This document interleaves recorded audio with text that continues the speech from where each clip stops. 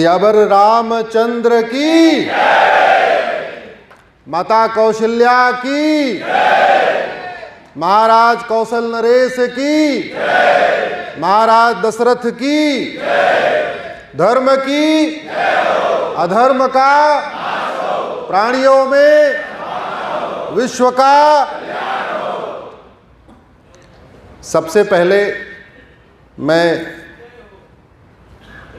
इस कार्यक्रम का आयोजन करने के लिए प्रबुद्ध परिषद छत्तीसगढ़, उसके संयोजक आदरणीय नागले जी, उनको धन्यवाद देता हूं, उनका हार्दिक अभिनंदन करता हूं कि मुझे उन्होंने आज इतनी बड़ी संख्या में माता कौशल्या के जन्मस्थल से सबको बुला के हमसे मिलवाया। मैं आपका भी धन्यवाद करता हूं और आप सबका भी धन्यवाद करता हूं।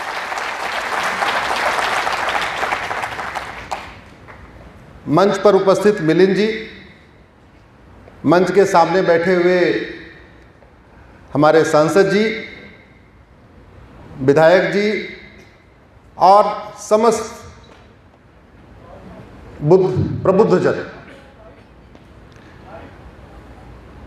यहाँ पे अगले 1-1.25 घंटे या 1.5 घंटे कोई भाषण नहीं होगा, बल्कि संवाद होगा।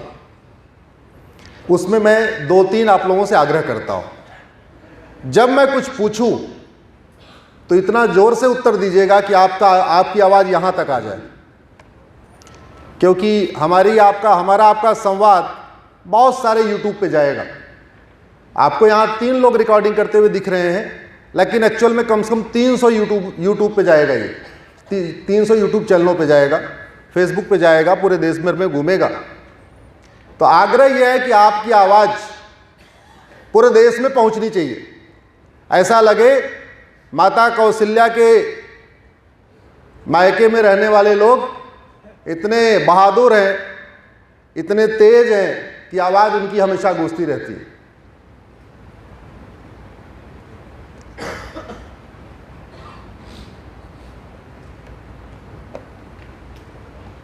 ये संविधान है। क्या है? संविधान। ऐसा विधान जो सबके लिए समान हो, उसको कहते हैं संविधान। कुछ लोगों को लगता है कि ये तो 1947 में बना, उसके पहले भारत ऐसे ही था। कुछ लोगों को लगता है हमने अमेरिका से सीखा, फला से सीखा, फला से सीखा, ऑस्ट्रेलिया से सीखा, यूरोप से सीखा। और वास्तव में इस संविधान को बनाने के पहले हमारे संविधान निर्माताओं ने लगभग 20 देशों का संविधान पढ़ा था। 10 देशों के संविधान का कुछ न कुछ इसमें लिया भी था। कुछ अमेरिका से लिया, कुछ आयरलैंड से लिया, कुछ ऑस्ट्रेलिया से लिया, अलग अलग देशों से लिया था। लेकिन अगर हम थोड़ा वेद की तरफ जाएं या वाल्मीकि रामायण का अध्ययन करें, तो जैसे बहन जी ने कहा, उत्तरकांड में लिखा है, सब नर करहि परस्पर और चलहि स्वधर्म निरतुश्रित, अल्प मृत्यु नहीं कौनो पीरा और सब सुंदर सब बिरज शरीरा। तो वाल्मीकि जी ने जो लिखा है, देख के लिखा होगा ना, सपने में थोड़ी लिखा। तुलसीदास जी ने लिखा, उनको कुछ आभास हुआ तभी लिखा। मानव इतिहास में सबसे पहले संविधान, समान विधान लागू करने वाले भगवान श्री राम हैं।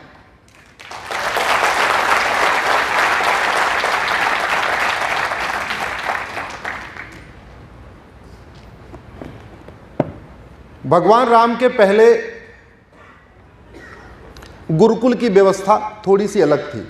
हालांकि दशरथ जी ने उसको काफ़ी हद तक ठीक कर दिया था। और भगवान राम अयोध्या के, और मेरा जन्मस्थान प्रयाग है, हमारे प्रयाग के निषाद राज बैचमेट थे, एक ही साथ गुरुकुल में पढ़े थे। तो समान शिक्षा की व्यवस्था सबसे पहले लागू हो चुकी थी। इनफैक्ट भगवान राम से पहले ही दशरथ जी ने लागू कर दिया था। और दशरथ जी से पहले हरिश्चंद्र जी ने लागू किया था, क्योंकि दशरथ जी और उनके मंत्री सुमंत वो दो अलग अलग वर्णों के थे, लेकिन दोनों बैचमेट थे। इससे ये बात बड़ी क्लियर हो गई, पहले गुरुकुल में कॉमन एजुकेशन सिस्टम था, मंत्री का बच्चा और संतरी का बच्चा एक साथ में पढ़ता था। स्पष्ट हो गया इससे।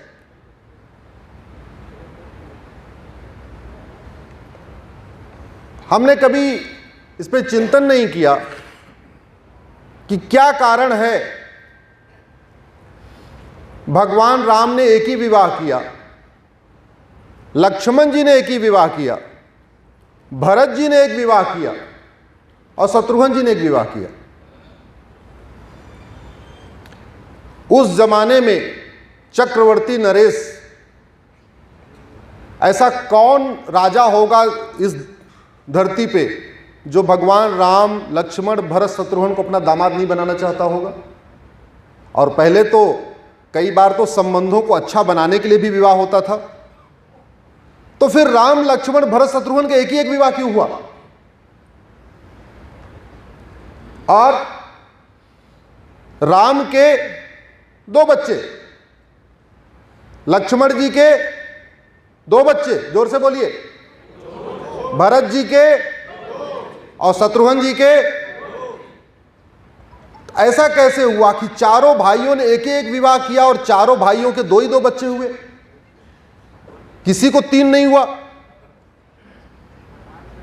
मानव इतिहास में सबसे पहले कॉमन सिविल कोड लागू करने वाले भी भगवान राम थे।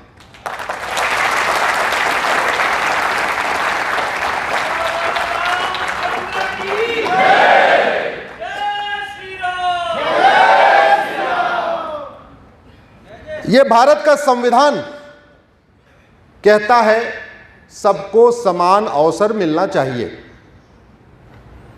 आज मुझे खुशी है कि माननीय सांसद जी बैठे हुए हैं, अभी संसद का सत्र शुरू होने वाला है, तो मैं आशा करता हूं कम से कम एक विषय जो राम राज्य का बहुत ही महत्वपूर्ण हिस्सा रहा है और हमारे संविधान का हिस्सा है, हो सकता है आने वाले संसद सत्र में माननीय सांसद जी उसको शून्यकाल में, प्रश्नकाल में, 0 आवर में किसी न किसी रूप में उसको रेज करें।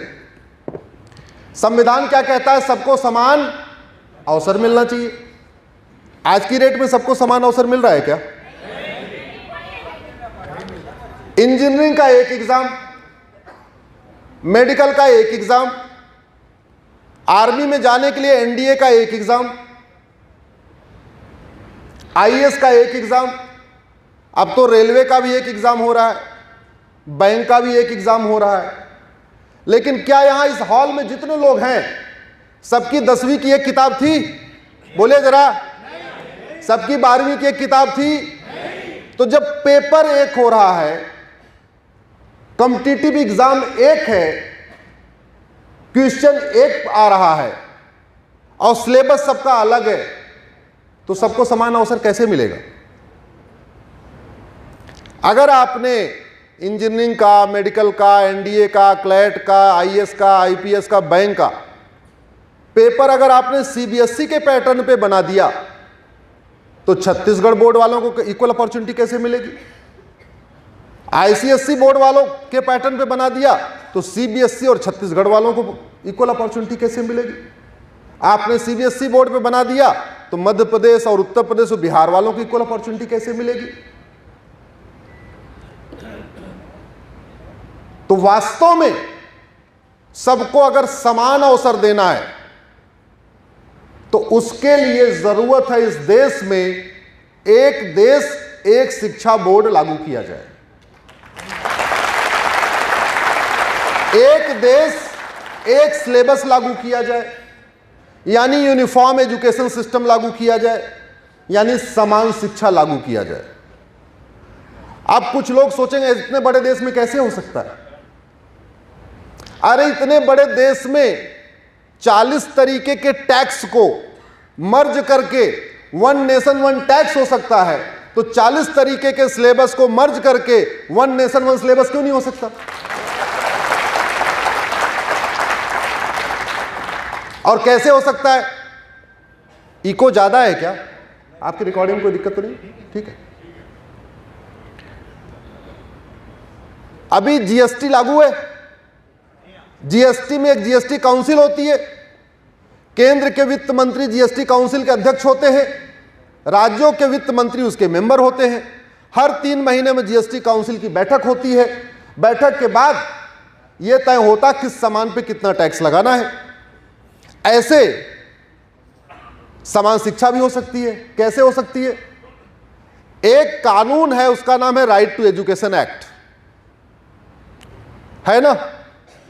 हिंदी में कहते हैं शिक्षा अधिकार कानून। उस राइट टू एजुकेशन एक्ट में एक शब्द जोड़ दिया जाए, इक्वल, तो वो बन जाएगा राइट टू इक्वल एजुकेशन। क्या बन जाएगा? यानी समान शिक्षा अधिकार। उसमें पढ़ने की उम्र 6 से 14 साल है, उस 14 को 18 कर दिया जाए तो अभी वो 1 से लेके 8वीं तक लागू होता है, फिर वो 1 से लेके 12वीं तक हो जाएगा। जैसे जीएसटी काउंसिल है वैसे एजुकेशन काउंसिल बना दिया जाए, केंद्र के वित्त मंत्री एजुकेशन काउंसिल के अध्यक्ष बन जाए, राज्यों के केंद्र के शिक्षा मंत्री एजुकेशन काउंसिल के अध्यक्ष हो जाएं, राज्यों के शिक्षा मंत्री एजुकेशन काउंसिल के मेंबर हो जाएं। हर 3-3 महीने पे बैठक करें, बैठक करके ये तय कर लें कि मैथ में क्या क्या पढ़ाना है। भाई हमारे पास 30 राज्य हैं, 30 राज्यों की मैथ वाली किताब रख लो, सीबीएसई वाली किताब रख लो, आईसीएसई वाली किताब रख लो। इन 32 किताबों को एक्सपर्ट कमेटी को दे दो और वो बता देगा इन 32 किताबों में से कौन कौन सा चैप्टर लेना है, कौन सा नहीं लेना है। मैथ का पूरे देश का कॉमन सिलेबस हो सकता है कि नहीं? फिजिक्स का पूरे देश का कॉमन सिलेबस हो सकता है कि नहीं? केमिस्ट्री का हो सकता है कि नहीं? जूलॉजी का हो सकता है कि नहीं? बॉटनी का हो सकता है कि नहीं? हिंदी का हो सकता है कि नहीं? संस्कृत का हो सकता है कि नहीं? तो 10 में से 7 किताबें आपकी पूरे देश की कॉमन हो सकती है। 2-3 किताब आप राज्यों को दे दीजिए, जैसे जीएसटी में भी किया हुआ है, थोड़ा सा टैक्स राज्यों को दिया हुआ है। तो 10 किताब है, जितने मेन सब्जेक्ट है वो कॉमन हो गए, उसको एनसीईआरटी ने डिजाइन कर दिया, सारे राज्यों के साथ मिलके सारे राज्यों की किताब देख के।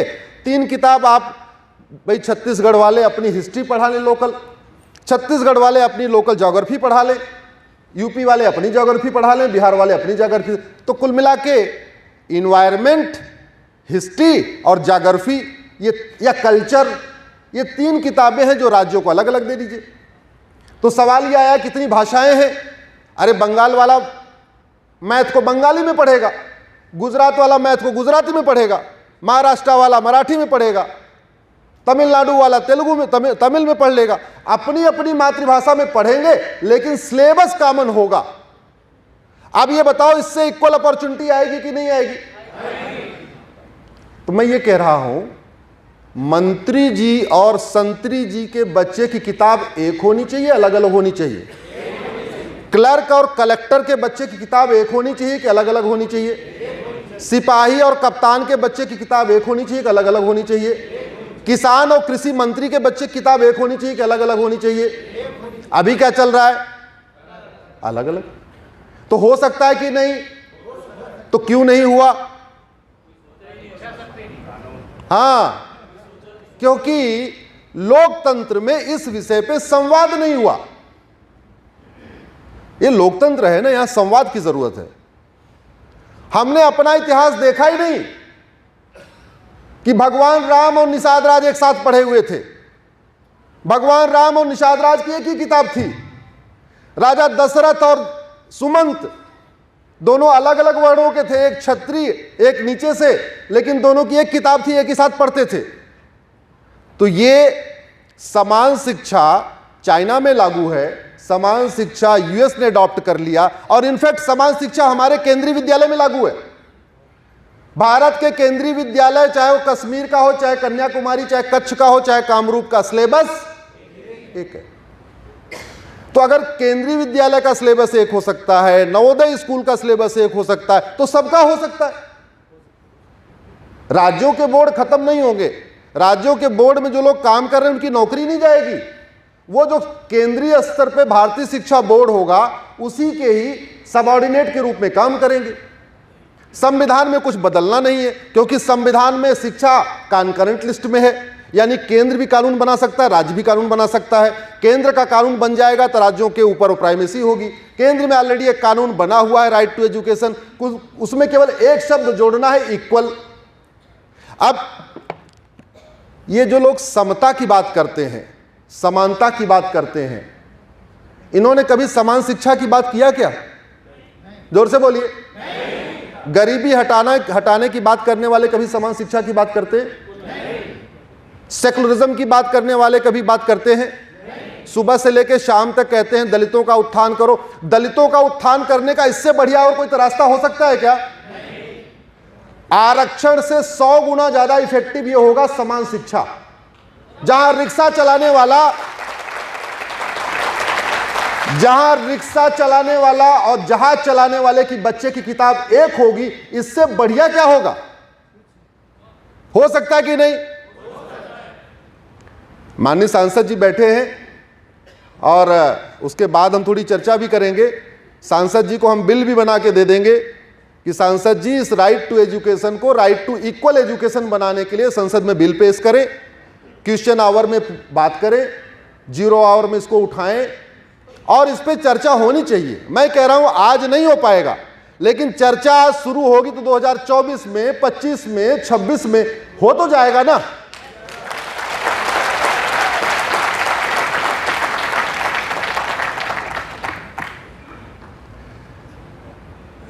इस देश में समानता की खूब बातें होती है, सेकुलरिज्म की खूब बातें होती है, लेकिन समता समानता की बात करने वालों से ज्यादा पाखंडी मुझे कोई नजर नहीं आता। बहुत पाखंडी लोग।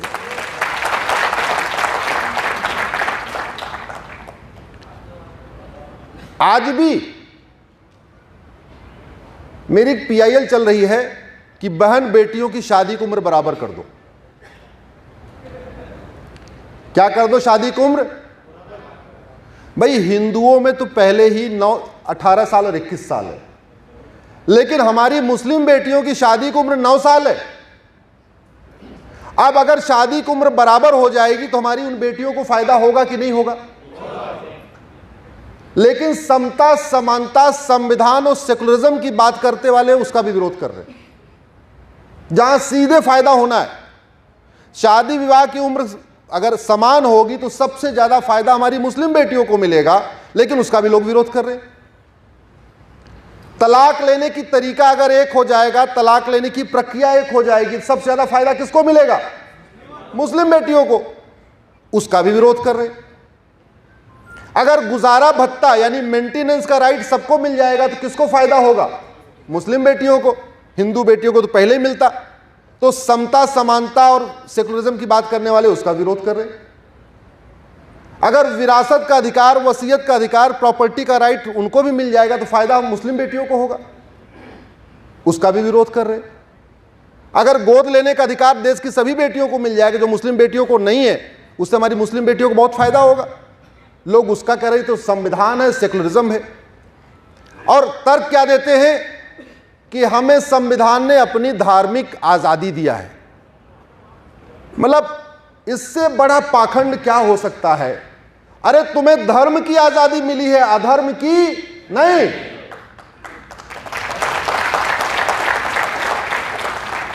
तुम्हें रीतियों की आजादी मिली है, कुरीतियों की नहीं।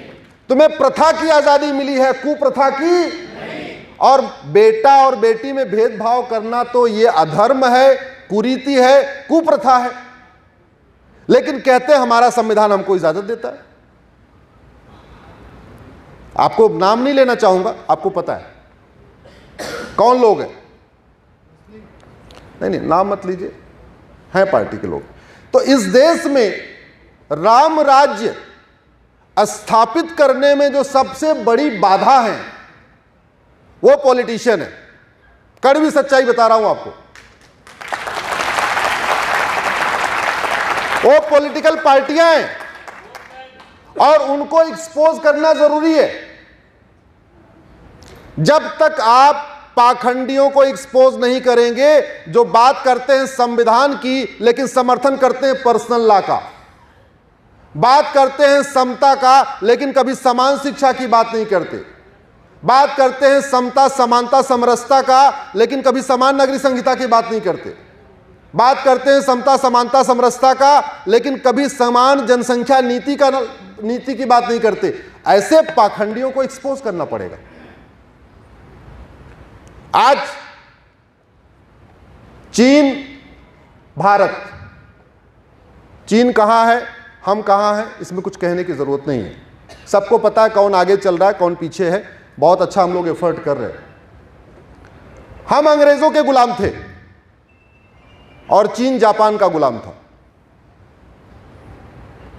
हम 1947 में आजाद हुए, चीन 1949 में आजाद हुआ, हमसे 2 साल के बाद।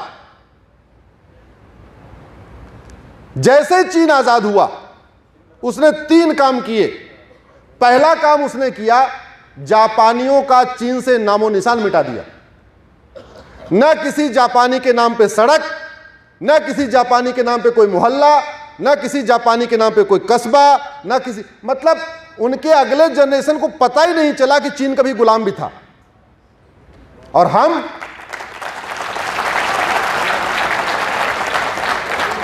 75 साल के बाद भी Babar road, Humayun road, Tughlaq road, Lodhi road, Sher Shah road,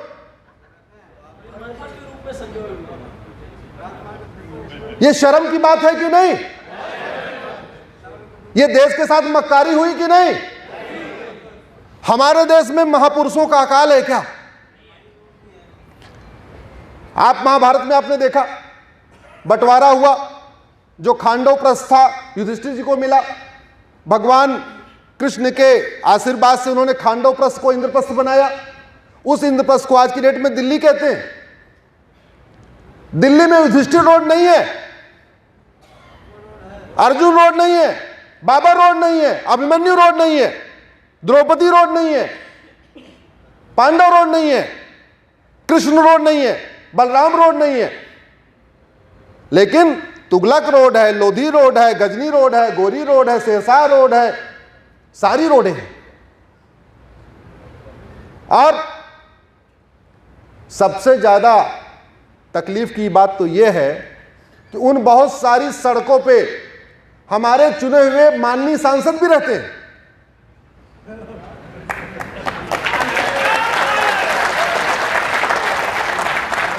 और बड़े शौक से बताते हैं, आ जाना 24 लोधी रोड। बोले कौन सी कोठी? बोले 16 औरंगजेब रोड। बोले क्या नंबर है साहब?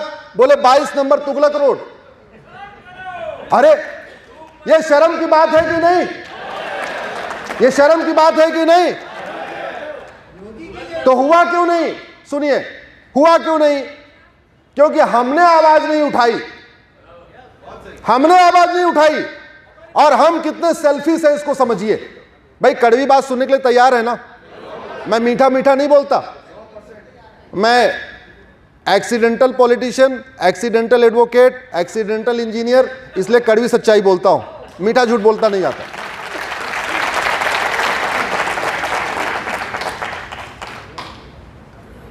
आप जरा सोचिए,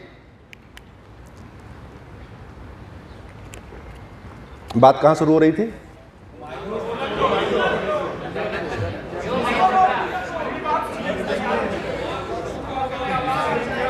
आप लोगों का जोश देख के मैं तो होश खो गया। हाँ, आप 50 रुपए दे के, 40 रुपए दे के दाढ़ी बनवाते हो तो नाई बतौलेबाज चाहते हो या अच्छा वाला नाई चाहते जो बढ़िया बाल काटे? जोर से बोलिए जरा। नाई की क्वालिटी ढूंढते हो या नाई की बातें ढूंढते हो? घर में काम वाली रखते हो 2000 रुपए दे के, तो उसकी बातें पसंद करते हो, उसका काम पसंद करते हो? 10,000 रुपए ड्राइवर को देते हो तो उससे क्या आशा करते हो? गाड़ी बढ़िया चलाए या केवल बातें करे, गाड़ी चलाए चाहे ना चलाए?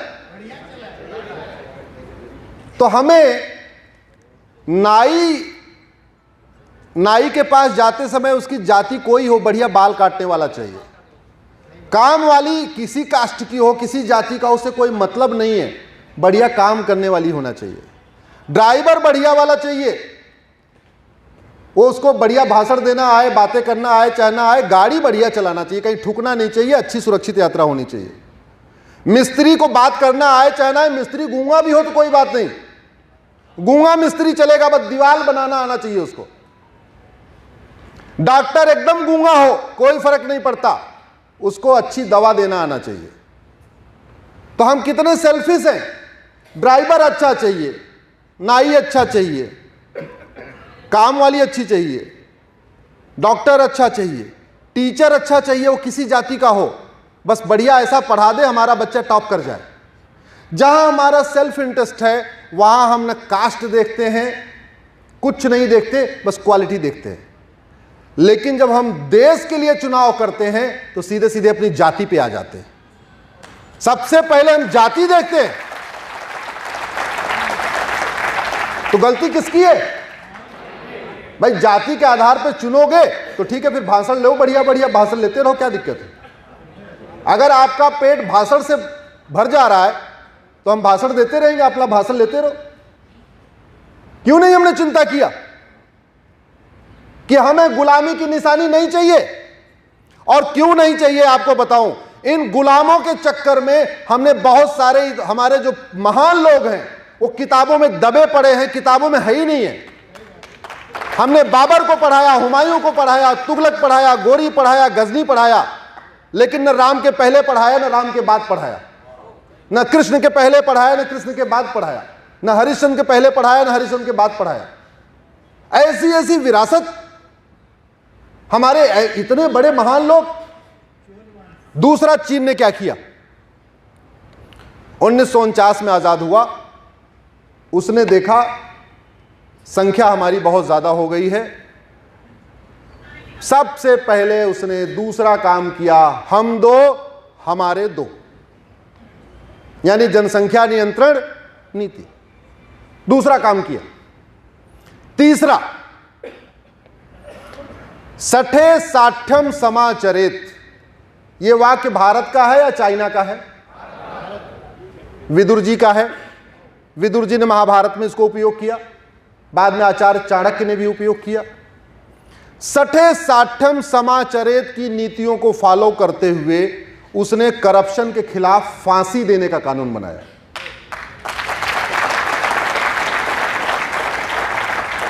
और गूगल करिए, अभी 6 महीने पहले उसने अपने कानून मंत्री को फांसी दिया है।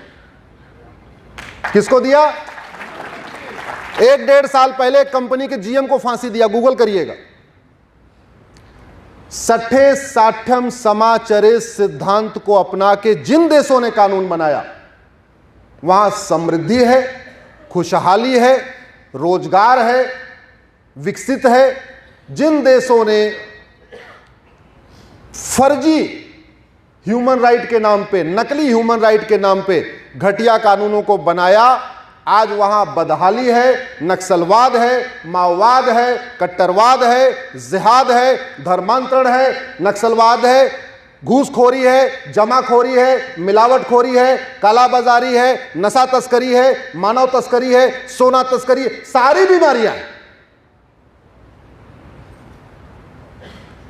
अगर कोई बीमारी ठीक नहीं हो रही है तो उसका 3 कारण होता है। पहला, वो बीमारी लाइलाज है कि भाई ठीक है, वो विश्वव्यापी बीमारी है, कोई उसकी दवा नहीं, कोई वैक्सीन नहीं, कोई इलाज नहीं, ठीक है, मान लेते हैं लाइलाज। लेकिन अगर वो बीमारी विश्वव्यापी नहीं है, अगर वो बीमारी दुबई में नहीं है, सिंगापुर में नहीं है, कोरिया में नहीं है, जापान में नहीं है, अमेरिका में नहीं है, न्यूजीलैंड में नहीं है, और भारत में है, तो 2 ही कारण है। या तो हमारा डॉक्टर अच्छा नहीं है, या तो हमारी दवा अच्छी नहीं है, या तो हमारा डॉक्टर अच्छा नहीं, या तो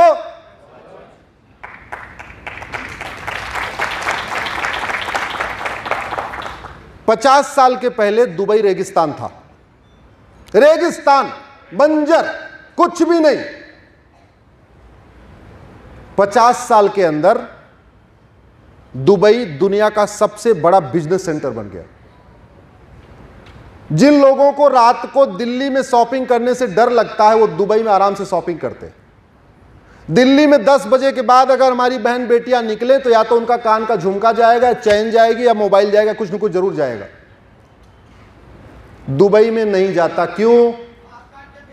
क्या दुबई का शासक ज्यादा अच्छा? तो फिर अच्छा क्या? और कानून बनाने की लागत जीरो। अभी हमसे कुछ लोग सहारा के पीड़ित आए थे, पता नहीं यहां बैठे कि नहीं बैठे। सहारा में जो लोग पैसा वैसा जमा किए थे ऐसे, अच्छा हैं।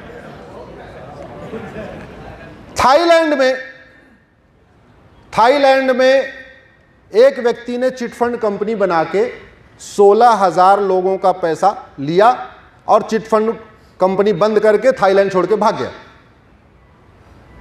थाईलैंड सरकार लाई, 1 साल के अंदर मुकदमा खत्म हुआ, मात्र 1 साल के अंदर। ध्यान रखिएगा, कितने लोगों को लूटा था? 1,41,000 साल की सजा हुई उसको। जोर से बोलिए, कितनी सजा? हमारे सहारा श्री 16 लाख लोगों का पैसा लेके डूब गए। 16 लाख लोगों का। वहां 16,000 लोगों को धोखा दिया तो 1,41,000 साल की सजा। यहां 16 लाख लोगों को उन्होंने धोखा दिया, 16 साल की भी नहीं हुई। अंतर क्या है? क्या अंतर है? कानून। मेरे हाथ में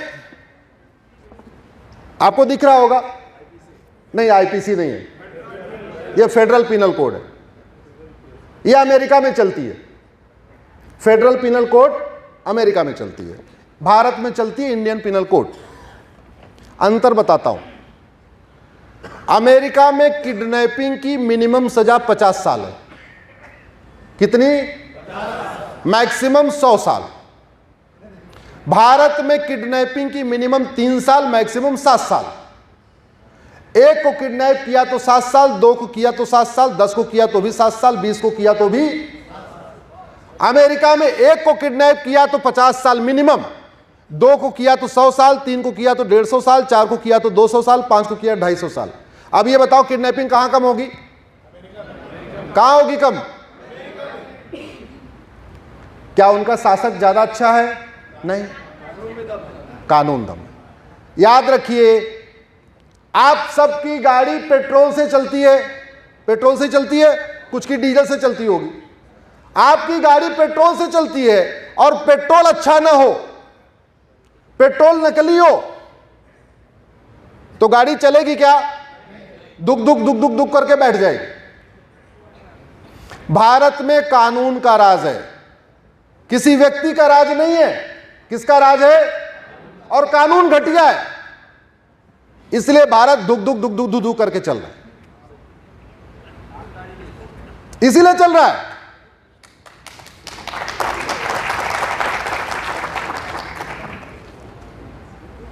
भारत में मर्डर की एक धारा है 302। पति पत्नी को मार दे या पत्नी पति को मार दे, भाई भाई आपस में झगड़ कर एक दूसरे को मार दें, सड़क पे जाते समय रोड रेज हो जाए, 10 गोली मारो, 20 गोली मारो, 50 गोली मारो, 1 टुकड़ा करो, 10 टुकड़ा करो, 50 टुकड़ा करो, 100 टुकड़ा करो, जैसे भी करना है। धारा कौन सी? एक धारा। यानी उस कानून के हिसाब से ये सारे अपराध अपने चाकुओं से गोद गोद के 100 बार गोदा, वो अपराध है, दोनों बराबर है। लेकिन कानून तो यही है। कानून कह रहा है धारा 302 मर्डर, वो 100 बार गोदने को भी मर्डर मानता है, गुस्से में आके गोली चलाने को भी मर्डर मानता है। इस फेडरल पिनल कोड में 10 धारा है। कितनी? हमारे आईपीसी में मर्डर का एक धारा है, फेडरल पिनल कोड में मर्डर का पूरा चैप्टर है। मर्डर किया तो अलग, जेनोसाइड किया तो अलग, बुचरिंग किया तो अलग, मैनस्लॉटर किया तो अलग, हेट क्राइम किया तो अलग, जेनोसाइड किया तो अलग। तो जब नूपुर शर्मा वाला जब हुआ था, जब वहां पे जयपुर में, उदयपुर में जब कन्हैया तेली का मर्डर हुआ, जो कन्हैया तेली जो दर्जी का काम करते थे, हमारे कानून के हिसाब से कन्हैया तेली के मारने वालों को केवल आजीवन कारावास होगा। आजीवन कारावास का मतलब 14 साल। सरकार अगर मेहरबान रही तो 14 से भी पहले भी छूट सकता है। इस फेडरल पिनल कोड के हिसाब से कन्हैया तेली के मारने वालों को 550 साल सजा होगी।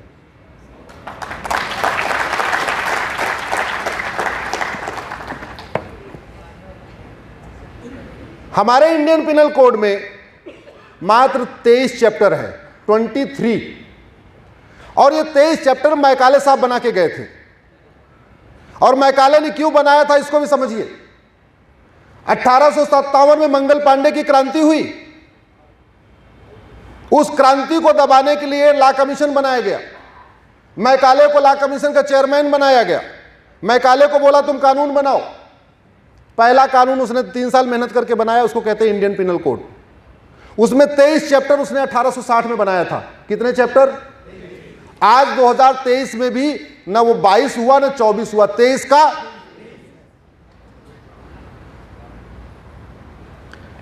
फेडरल पिनल कोड में 123 चैप्टर है, 123।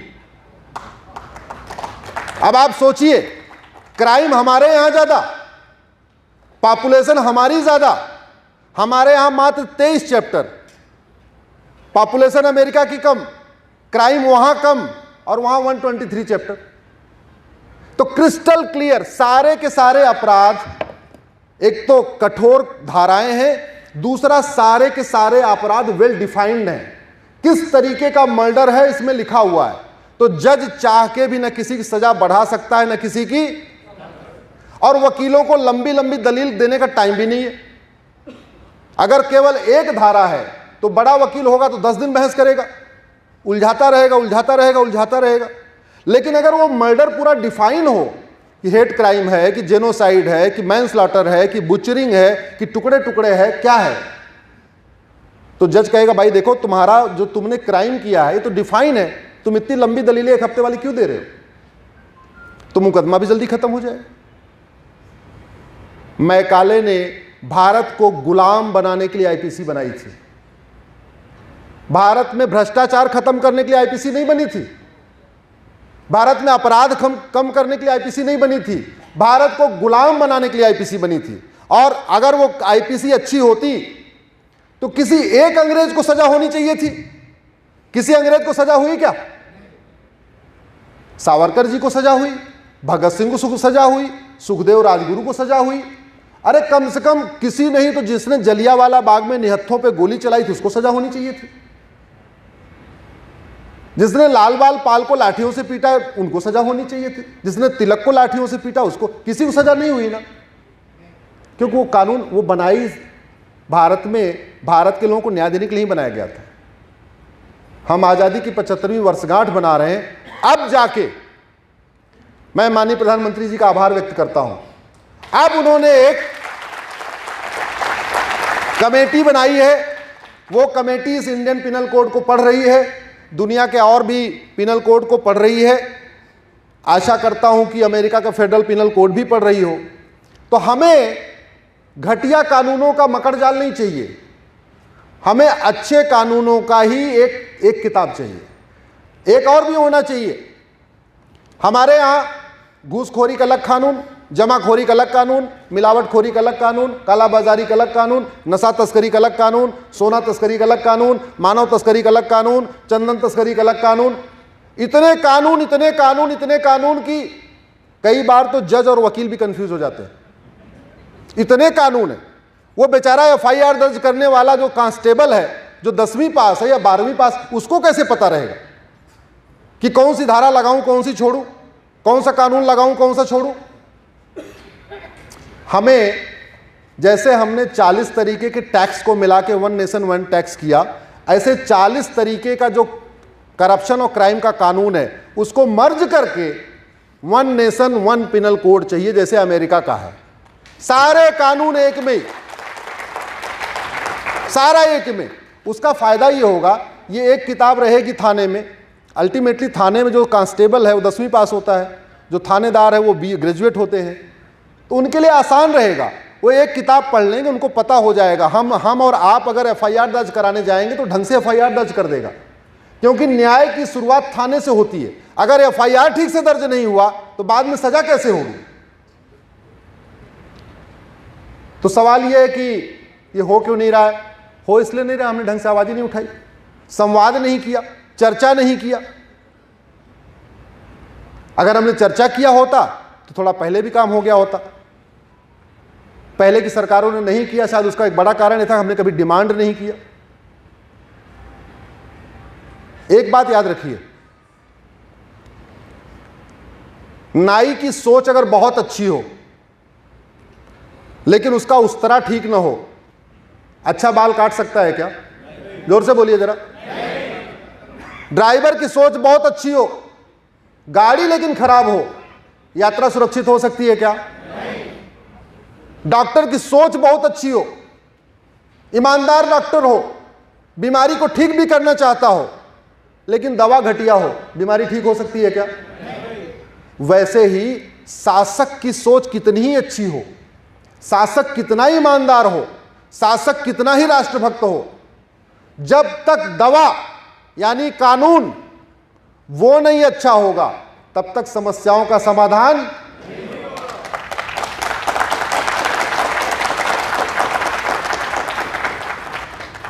और इसमें कोई बहुत ज्यादा लागत नहीं आनी है। एयरपोर्ट बनाने में 10,000 करोड़ रुपए खर्च होता है और 1 करोड़ लोगों को फायदा होता है। एक अच्छा एयरपोर्ट बनाने में 20,000 करोड़ के आसपास खर्च होता है, 25,000 करोड़ रुपए खर्च होता है, तब जाके 1 करोड़ लोगों को फायदा होता है। कानून निःशुल्क बन सकता है, फ्री में बन सकता है और पूरे देश को उसका फायदा होगा, यह मैं कहना चाहता हूं।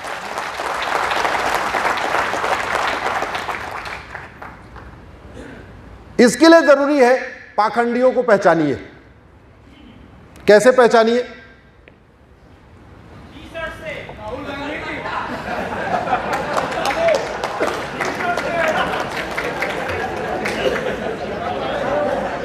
नहीं, पाखंडियों को पहचानिए उनके क्रियाकलाप से। कैसे पहचानिए? एक एग्जाम्पल आपको देता हूं। एक आंदोलन हुआ था 10 साल पहले। किसके खिलाफ हुआ था आंदोलन? जरा जोर से बोलिए, किसके खिलाफ? उसके बाद पार्टी बनी किसके खिलाफ? उसके बाद सरकार बनी किसके खिलाफ? भ्रष्टाचार के। नाम मत लीजिए, काहे लिए नाम लेना। और एक व्यक्ति भ्रष्टाचार खत्म करते करते 3 बार मुख्यमंत्री हो गया। कभी दिल्ली की विधानसभा में भ्रष्टाचार के ऊपर चर्चा हुई क्या? जोर से बोलिए जरा। कभी दिल्ली की विधानसभा में घूसखोरी पे चर्चा हुई? कभी दिल्ली विधानसभा में मिलावटखोरी पे चर्चा हुई? कभी दिल्ली विधानसभा में कालाबाजारी पे चर्चा हुई? कभी दिल्ली विधानसभा में मुनाफाखोरी पे चर्चा हुई? कभी दिल्ली विधानसभा में नशा तस्करी पे चर्चा हुई? मानव तस्करी पे चर्चा हुई? बस वो बातों से ही भ्रष्टाचार खत्म कर रहा है, केवल बातों से कर रहा है। और उस व्यक्ति ने दिल्ली का सत्यानाश कैसे किया वो आपको बताता हूं। 50 वार्ड में एक भी शराब की दुकान नहीं थी पहले। दिल्ली के 50 वार्ड में एक भी शराब की दुकान नहीं थी। उसने मुफ्तखोरी का वादा किया। दिल्ली के पास पैसा नहीं, दिल्ली के ऊपर पहले ही 55,000 करोड़ का कर्जा, पैसा है नहीं, वादा कर दिया, सरकार बन गई तो करे क्या? किसी भी राज्य के लिए बड़ा आसान होता है शराब के ठेके खोलना। 50 वार्ड में एक भी शराब की दुकान नहीं थी, वहां 3-3 दुकानें उसने खुलवा दिया। आज की डेट में जहां दिल्ली में टोटल पहले 300 ठेके थे, लगभग 900 ठेकों का लाइसेंस जारी हो चुका है, 3 गुना। उस शराब का दुष्परिणाम क्या है? छोटी छोटी बच्चियों के साथ बलात्कार हो रहा है, गरीब की गरीबी बढ़ रही है। जो 300 रुपए 400 रुपए कमाता था रिक्शा वाला और 400 रुपए घर लेके आता था, उसको रास्ते में ठेका नजर आता है। रास्ते में ठेका नजर आता है तो 400 कमाया, 200 वहीं दे के आया। और ये बहुत सारी सरकारों ने किया। पैसा होता नहीं है, वादा कर देते हैं कुछ न कुछ और बाद में उसकी भरपाई के लिए ठेका खुलवा देते हैं। उस ठेके का दुष्परिणाम किसके ऊपर आता है बताइए जरा? पब्लिक के। और ये संविधान का आर्टिकल 47 कहता है कि भारत नशा मुक्त और शराब मुक्त होना चाहिए। भारत नशा मुक्त और, तो संविधान की बात भी करते हैं, ईमानदारी की बात भी करते हैं, ठेका भी खुलवाते हैं, संविधान की शपथ भी लेते हैं, कहते हैं संविधान को फॉलो भी करूंगा। इससे बड़ा पाखंड हो सकता है क्या? एक दूसरा संविधान की बात करने वाला, सुबह से लेकर संविधान खतरे में है, हम संविधान बचाएंगे, ठीक है, संविधान को ये है वो भी है।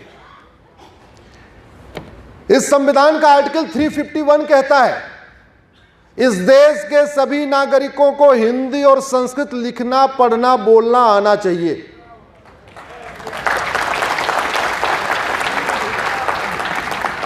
कभी चर्चा हुई संसद में? किसी ने उठाया? संविधान की बात करने वालों की बात कर रहा हूं, कभी उठाया उन्होंने?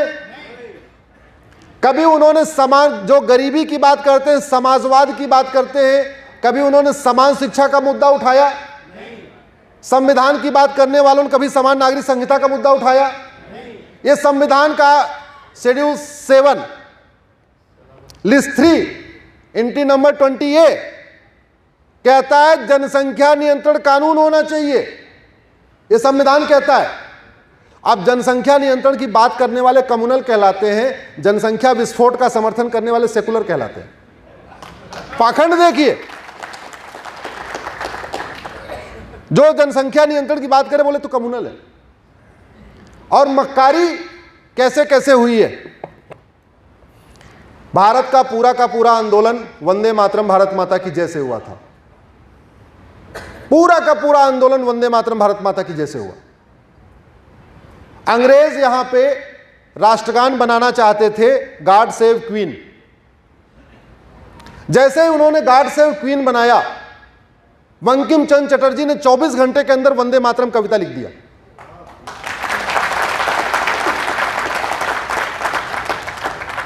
और लोग सड़कों पे उतर आए, हमें गॉड सेव क्वीन नहीं चाहिए, हम वंदे मातरम, हमारा यही राष्ट्रगान होगा। पूरा का पूरा मूवमेंट वंदे मातरम से चला। अंग्रेजों ने वंदे मातरम को बैन कर दिया। वंदे मातरम को बोलने पे उन्होंने जेल में ठूसना शुरू कर दिया। पूरा संविधान बन गया। एक विषय बचा हुआ था कि भारत का राष्ट्रगान क्या होगा। 26 जनवरी हम लोग मनाते हैं, उसके ठीक 2 दिन पहले 24 जनवरी को संविधान सभा की एक स्पेशल बैठक बुलाई गई और ये हुआ, भाई देखो पूरा संविधान बन चुका है, एक मैटर रह गया है, हम चाहते हैं इस पे वोटिंग ना हो, सर्वसम्मति से इसका फैसला कर लिया जाए। क्योंकि संविधान जब बन रहा था तो बहुत सारे मुद्दों पर वोटिंग भी हुई थी। तो डॉक्टर राजेंद्र प्रसाद का कहना था जब पूरे संविधान बन चुका है, एक मुद्दा है, इसको तो कम से कम सबकी सहमति से कर लेते हैं। तो वह क्या होना चाहिए? बोले उसमें पूछने वाली बात क्या, वंदे मातरम होना चाहिए। वंदे मातरम चल रहा है, लाहौर में वंदे मातरम के नाम से अखबार निकल रहा है, राम प्रसाद बिस्मिल ने वंदे मातरम के नाम से गजल लिखी है, जो पहला वाला भारत का झंडा डिजाइन हुआ उसमें वंदे मातरम लिखा हुआ था। वंदे मातरम के नाम से गीत लिखे थे, वंदे मातरम के नाम कविता लिखी थी, वंदे मातरम के नाम से गजल लिखी थी, वंदे मातरम के नाम से एक मूवी बनाई गई थी, वंदे मातरम के नाम से नाटक लिखा गया, वंदे मातरम के नाम से अखबार चल रहा था, वंदे मातरम के नाम से पत्रिका चल रही थी। लेकिन सेकुलर कीड़ा कुछ लोगों को काटा। आज के सेकुलर के दादा को, दादा कहेंगे नाना कहेंगे जो भी, उनको सेकुलर कीड़ा काटा। उन्होंने बोला जनगण मन होना चाहिए और बोले जनगण मन होना चाहिए। बोले क्या बात कर रहे हो? जिन्होंने जनगण मन लिखा है, गुरुदेव रविंद्रनाथ टैगोर, ये तो खुद ही वंदे मातरम गाते हैं। कांग्रेस का पहला 5 अधिवेशन वंदे मातरम गा के ही हुआ था। जब कांग्रेस का वार्षिक अधिवेशन होता था तो शुरुआत में वंदे मातरम ही गाया जाता था, और 5 में से 2 बार तो गुरु रविन्द्रनाथ टैगोर ने वंदे मातरम गाया था। तो बोला कि कैसे? बोले नहीं नहीं, इसके बाद की लाइन में ये आ रहा है, वो आ रहा है। फिर बीच का रास्ता निकाला डॉक्टर राजेंद्र प्रसाद ने, बोले ठीक है, काम करो, जनगण मन भी होगा और वंदे मातरम, उन्होंने बोला दोनों को बराबर सम्मान मिलेगा। तो टेक्निकली भारत के 2 राष्ट्रगान हैं, टेक्निकली जनगण मन और वंदे मातरम। लेकिन मक्कारी हुई 1973 में, जब नेशनल ऑनर एक्ट बनाया गया, तो जनगण मन के लिए तो प्रोटोकॉल हो गया, इतने सेकंड में गाया जाएगा, खड़े होके गाया जाएगा, स्कूल में गाया जाएगा, कॉलेज में गाया जाएगा, जो नहीं गाएगा उसको सजा होगी, सब हो गया। लेकिन वंदे मातरम को छोड़ दिया उसमें से। मैंने एक PIL फाइल किया है कि जनगण मन को वही सम्मान मिलना चाहिए जो, वंदे मातरम को वही सम्मान मिलना चाहिए जो, और सरकार ने कमेटी बैठा दिया है, गृह मंत्रालय ने कमेटी बैठाई है, कमेटी उस पर फ्रेम वगैरह कर रही है। आशा है कि वो जो नेशनल ऑनर एक्ट बनाया गया 1973 में, बहुत जल्दी वो अमेंड होगा, और वंदे मातरम के लिए भी एक धुन फिक्स हो जाएगी, उसका टाइमिंग फिक्स हो जाएगा, खड़े होने पे गाना फिक्स हो जाएगा, उसकी इंसल्ट करने पे सजा मिलेगी जैसे जनगण मन पे सजा मिलती है।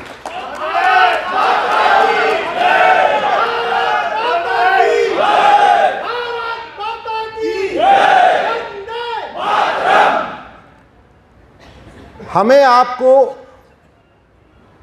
हमारे आपकी संस्कृति को नष्ट करने के लिए जितना काम मुगलों ने किया था तलवार के दम पे, उतना ही काम अंग्रेजों ने किया था कानून बना के। अंग्रेजों और मुगलों में केवल इतना ही अंतर था, उन्होंने वो तलवार के दम पे काम करते थे, वो कानून बना के करते थे।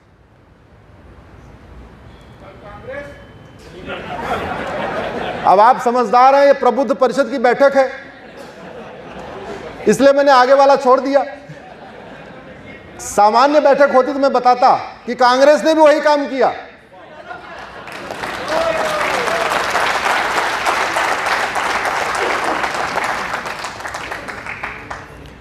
और वही काम नहीं किया, कुछ काम तो उन्होंने मुगलों से भी खतरनाक किया।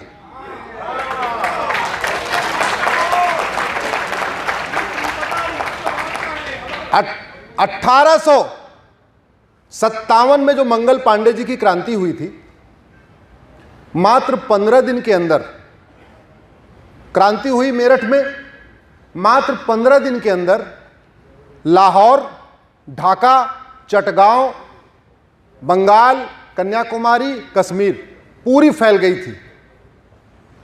उस समय ट्रेन नहीं थी, मर्सिडीज जैसी फास्ट कार नहीं थी, ट्विटर फेसबुक नहीं था, कुछ नहीं था। आप बताइए कि 1857 की क्रांति 15 दिन के अंदर 4000-5000 किलोमीटर तक पहुंची कैसे? हिमालय क्रॉस करके लाहौर कैसे पहुंच गई? हमारे मठ मंदिर केवल हमारे धार्मिक स्थान नहीं थे, मठ मंदिर हमारे धार्मिक स्थान थे, हमारे सांस्कृतिक स्थान थे, और हमारे संचार के भी स्थान थे।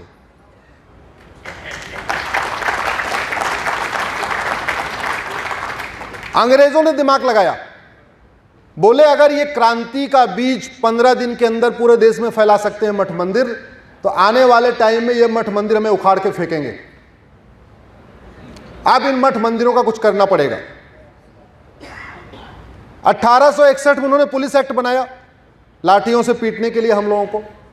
आज वो कानून आज भी चल रहा है, अभी बदला नहीं गया।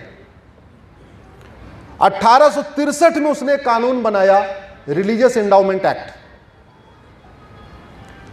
और वो कानून बना के उसने भारत के मठ मंदिरों को अपने कब्जे में ले लिया। कौन कहे आजादी के बाद इस कानून को खत्म करने को? हमारी सरकारों ने और भी कानून बना दिया। अंग्रेजों ने मठ मंदिरों को कंट्रोल करने के लिए 2 कानून बनाया था, आजादी के बाद राज्य सरकारों ने 33 कानून और बना दिए। आज की डेट में 35 कानून चल रहे हैं मठ मंदिरों को कंट्रोल करने के लिए। मजार, दरगाह, मस्जिद और चर्च के लिए एक भी कानून नहीं चल रहा है। मठ मंदिरों के लिए 35 कानून चल रहे हैं। मुंबई का सिद्धि विनायक सरकार के कंट्रोल में है, बगल में हाजी अली की दरगाह सरकार के कंट्रोल में नहीं है। पुष्कर जी का मंदिर सरकार के कंट्रोल में है, अजमेर शरीफ की दरगाह सरकार के कंट्रोल में नहीं है। जम्मू कश्मीर का वैष्णो देवी का मंदिर सरकार के कंट्रोल में, हजरत बल की दरगाह सरकार के कंट्रोल में नहीं है।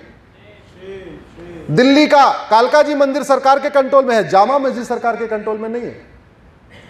आज की डेट में 4 लाख मठ मंदिर सरकारों के कंट्रोल में है। कितने? एक भी मजार, एक भी दरगाह, एक भी मस्जिद, एक भी चर्च सरकार के कंट्रोल में नहीं। मठ मंदिरों के 1 लाख करोड़ की प्रॉपर्टी पे सरकारों ने कब्जा किया हुआ है। किसी दरगाह, मस्जिद, चर्च की 1 रुपए की प्रॉपर्टी पे सरकार का कब्जा नहीं। मैंने उन 35 कानूनों को सुप्रीम कोर्ट में चैलेंज किया है।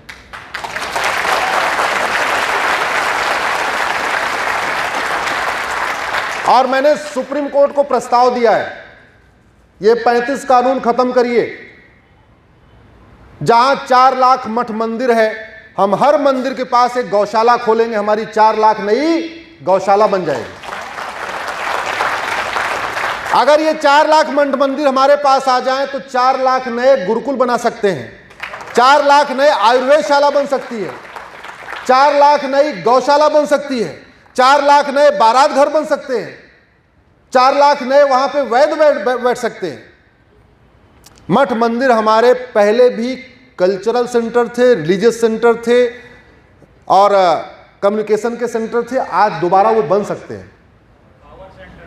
पावर सेंटर थे, एग्जैक्टली पावर सेंटर थे मठ मंदिर हमारे। लेकिन संविधान की बात करने वाले, भारत की बात करने वाले, भारत को जोड़ने की बात करने वाले कभी ये नहीं कहते ये हिंदुओं को सेकंड क्लास सिटीजन क्यों बनाया हुआ है। हिंदुस्तान में अगर हिंदू सेकंड क्लास सिटीजन रहेगा तो क्या पाकिस्तान में उसको इज्जत मिलेगी? अब देखिए, पाकिस्तान के हिंदू भी धर्मांतरण से परेशान हैं और भारत के भी हिंदू, पाकिस्तान के हिंदू समान धार्मिक अधिकार की मांग कर रहे हैं, भारत के हिंदू भी समान धार्मिक अधिकार मांग रहे हैं। पाकिस्तान के हिंदू समान नागरिक अधिकार मांग रहे हैं, हिंदुस्तान के हिंदू भी समान नागरिक अधिकार मांग रहे हैं। Same condition. क्यों नहीं इन पे संसद में चर्चा हुई? क्योंकि हमने चर्चा नहीं किया। हमें क्यों नहीं पता है? क्योंकि संसद में चर्चा नहीं हुई। हमें वही ज्ञान होता है ना जो संसद में चर्चा होती, विधानसभा में चर्चा होती है, अखबारों में चर्चा होती है। अखबार में 90% तो प्रॉब्लम होती है, चोरी हो गई, लूट हो गई, झपटमारी हो गई, या नेताओं के बयान होते हैं। ऐसे विषयों पर अखबार में कोई आर्टिकल आता नहीं, लेख आता नहीं, आता भी तो एक पढ़ने का आता भी तो हम लोग पढ़ नहीं पाते। कभी चर्चा तो होनी चाहिए थी ना कि दुनिया में अरे हिंदुओं को कोई एक देश मिलेगा, एक भी नहीं मिलेगा। एक देश तो मिलना चाहिए ना, एक तो मिलना चाहिए। हिंदुओं को एक देश मिलना चाहिए कि नहीं? जोर से बोलिए जरा। या हमें सेकंड क्लास सिटीजन बन के रहना चाहिए?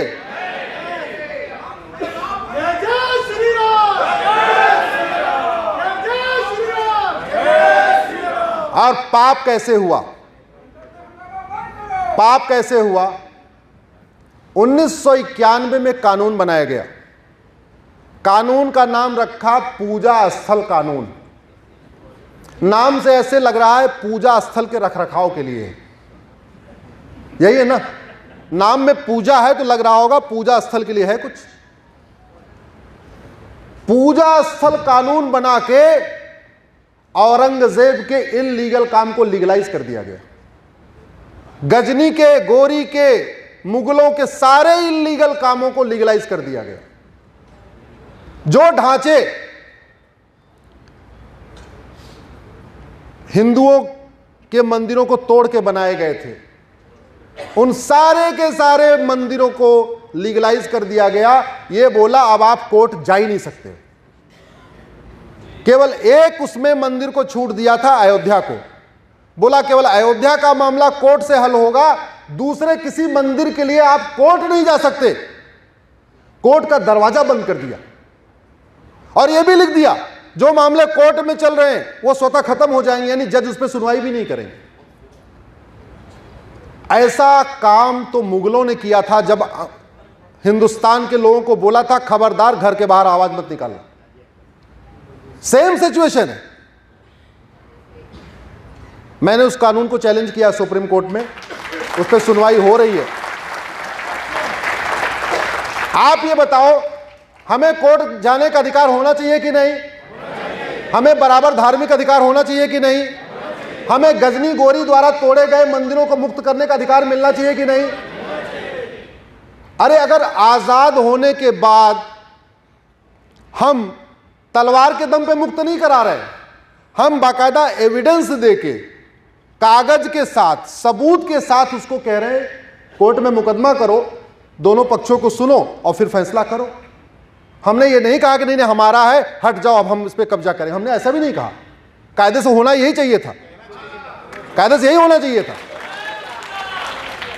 लेकिन हमने कहा नहीं, आप काशी 12 ज्योतिर्लिंग है, मथुरा भगवान कृष्ण का जन्मस्थान है, भोजशाला सरस्वती जी का मंदिर है, भद्रकाली हमारा मंदिर है। ऐसे जो प्रमुख स्थान हैं, कम से कम जिन स्थानों का वर्णन वेद में है या पुराण में है या गीता में है या रामायण में है या भागवत में है, जिन स्थानों का वर्णन हमारे धार्मिक पुस्तकों में है, हमारे धार्मिक ग्रंथों में है, उनको हमें लेने का अधिकार है कि नहीं? जिन धार्मिक स्थानों के रक्षा के लिए हमारे पूर्वजों ने अपना बलिदान दिया, याद रखिए जितने विवादित मंदिर हैं वो अपने आप नहीं गए हैं, पहले पूर्वजों का कत्ल हुआ है, पहले पूर्वजों को मारा गया है, तब जाके वहां कब्जा हुआ है। ऐसा नहीं कि वो आए और उन्होंने बोला ठीक है तुम ले लो हम जा रहे हैं, ऐसा नहीं हुआ है। अयोध्या में भी 400 साल 500 साल पहले, कार सेवा तो बाद की बात है, जब अयोध्या पे बाबर आया कब्जा करने तब भी लोगों ने अपना बलिदान दिया। सोमनाथ तोड़ने आया तो भी लोगों ने उसको रोका, हार गए अलग बात है।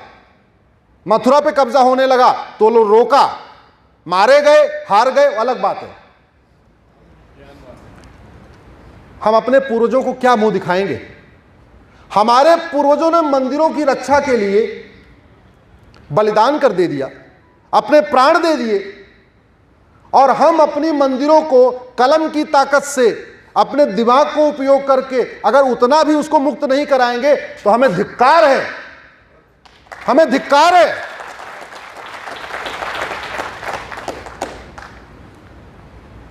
उन्नीस 1991 वाले कानून से भी पेट नहीं भरा, अगले साल एक और कानून बना दिया 1992 में, उसको कहते हैं माइनॉरिटी कमीशन एक्ट।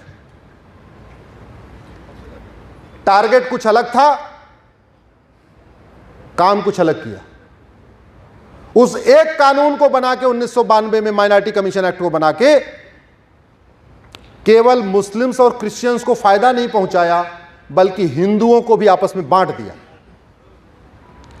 सारे के सारे कानून जितने भी हैं उसमें जैन, बौद्ध और सिख भी हिंदू कहलाते हैं। हिंदू, जैन, बौद्ध, सिख के लिए अलग अलग कानून नहीं होता, सारे कानून हिंदू, जैन, बौद्ध, सिख के लिए एक होता है। इन चारों को हिंदू माना गया है। लेकिन 92 में कांग्रेस की सरकार ने कानून बना के माइनॉरिटी को डिफाइन नहीं किया। कौन अल्पसंख्यक है ये नहीं लिखा, कितने परसेंट वाला अल्पसंख्यक ये नहीं लिखा। हिंदू, जैन, बौद्ध, सिख को भी माइनॉरिटी बना दिया। एक ही तीर से दो निशान किया, उधर मुस्लिम्स को फायदा पहुंचाया, दूसरा हिंदुओं को आपस में बांट दिया। थोड़ा उसमें बेनिफिट दे दिया, स्कूल खोलने का लाभ, ये लाभ, वो लाभ। तो जो हिंदू हैं, जो जैन थे, उनको लगा थोड़ा बेनिफिट है, हम भी बेनिफिट उठा लें। धीरे धीरे धीरे धीरे जब एक बार आदमी को फायदा मिलता है, कुछ फाइनेंशियल लाभ मिलता है, तो बोलता भाई ठीक है माइनॉरिटी, वो अपने आप को हिंदू क्यों मानेगा। मैं आप लोगों से पूछता हूं, सामान्य लोग, आप जरा सवाल सोचिए, माइनॉरिटी डिफाइन नहीं है, कितने परसेंट वाला माइनॉरिटी ये नहीं है। और मैं वो सवाल पूछ रहा हूं जो मैंने सुप्रीम कोर्ट में सामने रखा हुआ है। यह भारत का संविधान अमेरिका वालों के लिए है या भारत के लिए? तो यह भारत का संविधान भारतीय भाषाओं के प्रमोशन के लिए है, विदेशी भाषाओं के? तो यह भारत का संविधान भारतीय रिलीजन की रक्षा के लिए है, भारतीय रिलीजन को प्रोटेक्ट करने के लिए, विदेशी रिलीजन को? अगर अल्पसंख्यक बहुसंख्यक का कॉन्सेप्ट लाना ही है तो दुनिया में 1100 रिलीजन है, तो 1100 लोगों को माइनॉरिटी का दर्जा दे दो भाई, फिर 5 लोगों को क्यों दिया? अब मैं क्या समझ रहे हैं ना आप? अगर वास्तव में देना है तो केवल 25 करोड़ वाली जनसंख्या को माइनॉरिटी का दर्जा क्यों? यहूदियों को क्यों नहीं? बहाइयों को क्यों नहीं? चाइनीज को क्यों नहीं? जर्मन्स को क्यों नहीं? फ्रेंच को क्यों नहीं? चाइनीज भी भारत में रहते हैं, जर्मन भी भारत में रहते हैं, फ्रेंच भी भारत में रहते हैं, यहूदी भी भारत में रहते हैं, बहाई भी भारत में रहते हैं, फिर तो सबको माइनॉरिटी का दर्जा दो। लेकिन ना माइनॉरिटी डिफाइन किया, ना माइनॉरिटी आइडेंटिफाई करने की गाइडलाइन बनाई, और माइनॉरिटी कमीशन बना दिया, माइनॉरिटी फिर मिनिस्ट्री बना दिया। केंद्र भी हर साल हजारों करोड़ रुपए खर्च कर रहा है, राज्य सरकारें हजारों करोड़ रुपए खर्च कर रही हैं, और जब मैं कह रहा हूं खर्च कर रहा हूं यानी आपके पैसे से खर्च हो रहा है, आपके पैसे से। लेकिन माइनॉरिटी को नहीं पता। मैंने उस कानून को सुप्रीम कोर्ट में चैलेंज किया हुआ है।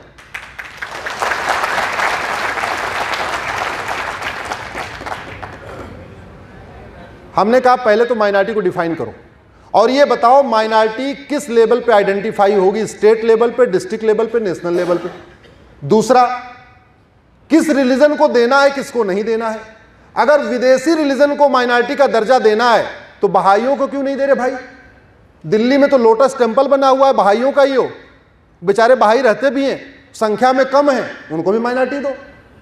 बहुत सारे जर्मन भी रहते हैं, बहुत सारे यहूदी भी रहते हैं, बहुत सारे और भी भारत में रहते हैं। 1100 रिलीजन में से 300 रिलीजन भारत में रहते हैं, तो सबको दो। और भाषा के आधार पे देना है तो दुनिया में 6500 भाषाएं बोली जाती हैं, फिर भाषा के आधार पे 6500 लोगों को माइनॉरिटी बनाओ। ऐसे थोड़ी पिक एंड चूज वाला काम होगा। देखते हैं सुप्रीम कोर्ट क्या करता है। अभी 17 जनवरी को मैटर लगा था, मेरे समझ से साथ 30 मार्च को फिर आएगा मैटर। इससे भी पेट नहीं भरा। आप लोग बोर तो नहीं हो रहे? जोर से बोलिए, सियावर रामचंद्र की, बोलो कौशल्या माता की।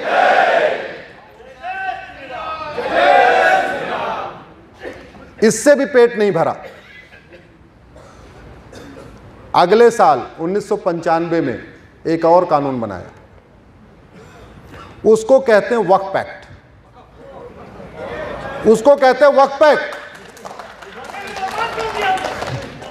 भाई साहब ताली क्यों बजा रहे? बहुत अच्छा कानून है क्या?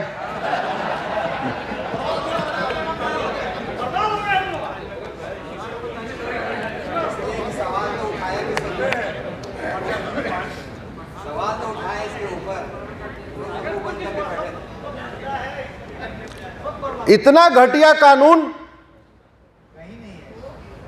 पाकिस्तान में भी नहीं है, बांग्लादेश में भी नहीं है, अरब में भी नहीं है। वैसे अरब में मजार भी नहीं है,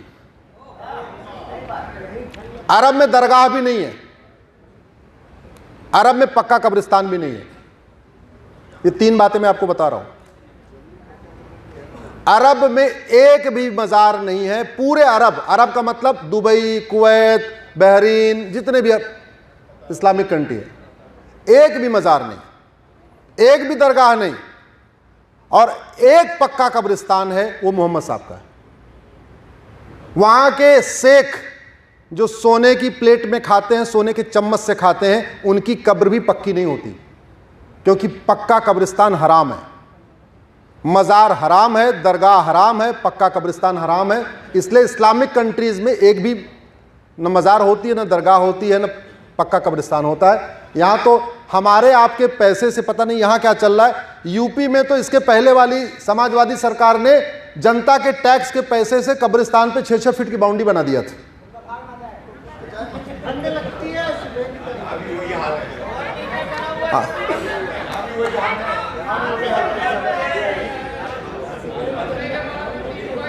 एक बात बताइए, जैसा वक्फ कानून है ऐसा दुनिया में किसी के लिए नहीं है। भारत में हिंदुओं के लिए वक्फ बोर्ड जैसा कोई सिस्टम नहीं है। हिंदू बोर्ड नहीं है, जैन बोर्ड नहीं है, बौद्ध बोर्ड नहीं है, सिख बोर्ड नहीं है, क्रिश्चियन बोर्ड भी नहीं है, पारसी बोर्ड भी नहीं है, लेकिन मुस्लिम्स के लिए वक्फ बोर्ड है। और कैसा वक्फ बोर्ड? शक्तियां उसकी देखिए। यहां आपका जो बॉर्डर का डिस्ट्रिक्ट होगा कितना किलोमीटर होगा यहां से? 100 किलोमीटर। नहीं, मतलब लास्ट एरिया आपका, लास्ट जिला झारखंड का 300 किलोमीटर होगा, 400 किलोमीटर ऐसे हो। शक्तियां ऐसी दिया है कि आपके झबुआ में, अगर झबुआ में वक्फ बोर्ड किसी को नोटिस भेज दे कि ये प्रॉपर्टी वक्फ की है, तो वो झबुआ का व्यक्ति झबुआ की कोर्ट में जाके उस नोटिस को चैलेंज नहीं कर सकता। उसको भोपाल जाना पड़ेगा, जो लगभग 600-700 किलोमीटर दूर है। एक दलित, एक आदिवासी जो पीढ़ी दर पीढ़ी रह रहा है, जिसने कभी थाना नहीं देखा, डिस्ट्रिक्ट कोर्ट नहीं देखी, वो झबुआ का आदिवासी भोपाल में जाके नोटिस का जवाब दे पाएगा क्या? उसके पास इतना पैसा है, कोई वकील इंगेज कर पाएगा क्या? और उसके पास कागज भी नहीं है, वो रह रहा है, बस रह रहा है, आदिवासी है, अपना रह रहा है, 1-2 कागज है भी तो क्या हुआ? और किस बोर्ड के सामने जाना है? वक्फ बोर्ड, जिसमें 7 मेंबर 7 के सातों मुस्लिम, जिसमें 7 के सातों मुस्लिम, उस बोर्ड के सामने जवाब देना है।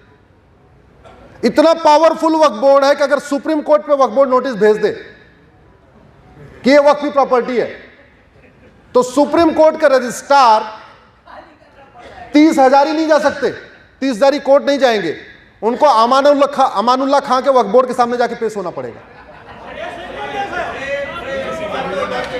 अगर मेरठ, मुजफ्फरनगर, जो लखनऊ से 700 किलोमीटर दूर है, वहां अगर किसी को नोटिस भेज दे वक्फ बोर्ड कि ये प्रॉपर्टी वक्फ की है, खाली करो, तो वो बेचारा मेरठ की कोर्ट में नहीं जा सकता, मुजफ्फरनगर की कोर्ट में नहीं जा सकता, 10-15 किलोमीटर दूर उसको लखनऊ जाना पड़ेगा, क्योंकि वक्फ बोर्ड के ऑफिस केवल राजधानियों में है।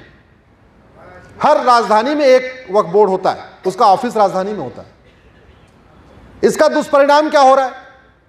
चलो, झबुआ में मान लो किसी दलित के घर पे नोटिस भेज दिया, तो कैसे कोशिश करके बेचारा भोपाल तक जाएगा। मेरठ में किसी के घर पे नोटिस भेज दिया तो कैसे कोशिश करके लखनऊ तक जाएगा। लेकिन बगल में जो ऊसर जमीन है, जो बंजर जमीन है, जो चारागाह जमीन है, जो खेल का मैदान है, उस पे जब नोटिस भेजेगा तो कौन लड़ेगा? कौन लड़ेगा बताइए? कोई नहीं लड़ेगा। जब कोई नहीं लड़ा तो नोटिस में लिखा हुआ है अगर 3 महीने के अंदर जवाब नहीं दिया तो यह मान लिया जाएगा यह वक्फ प्रॉपर्टी है। समझे आप? अच्छा,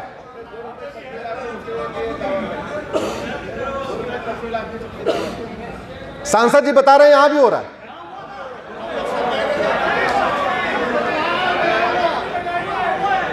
अब आप सोचिए कितना इस संसद में बैठे हुए सांसदों ने, जिनको वेतन भत्ता, गाड़ी बंगला, free rail ticket, free air ticket, सब कुछ देश की सेवा करने के लिए मिलता है, भारत माता की सेवा करने के लिए मिलता है, भारतीय संस्कृति का प्रचार प्रसार करने के लिए मिलता है, संविधान को फॉलो करने के लिए मिलता है, कैसे कैसे उन्होंने महापाप किए, कैसे कैसे महापाप किए। और वो किस लिए किए? उनको पता है ये सारे बटे हुए हैं, ये वोट देते समय केवल जाति देखेंगे बस, और कुछ नहीं देखेंगे। उनको पता है कि ये जनता दल गुलाम है, उनको पता है ये जनता पार्टियों की गुलाम है, ये देश की भक्त नहीं है, ये पार्टी भक्त है, ये दल भक्त है, इसलिए इनको बांट के रखो।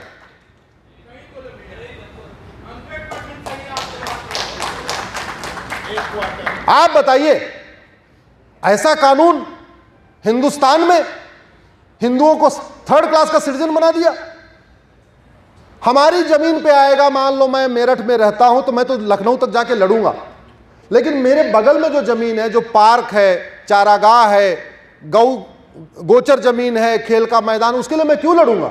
इतना मेरे पास टाइम कहां है? और अगर 3 महीने तक नोटिस का जवाब नहीं दिया तो वक्त की प्रॉपर्टी हो गई। इस्लाम शुरू हुआ 6वीं शताब्दी में।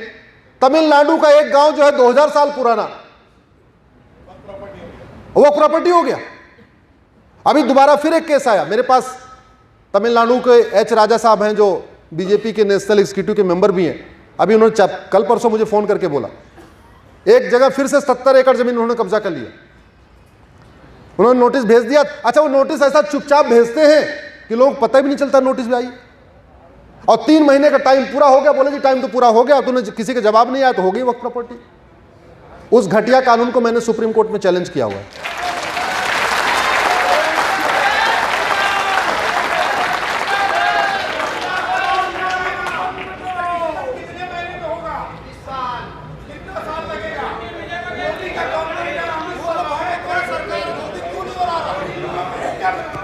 सुनिए भैया, अगर कानून बनाते समय इतनी आवाज उठा दिया होता तो कानून खत्म करने की इतनी जल्दीबाजी नहीं करनी होती।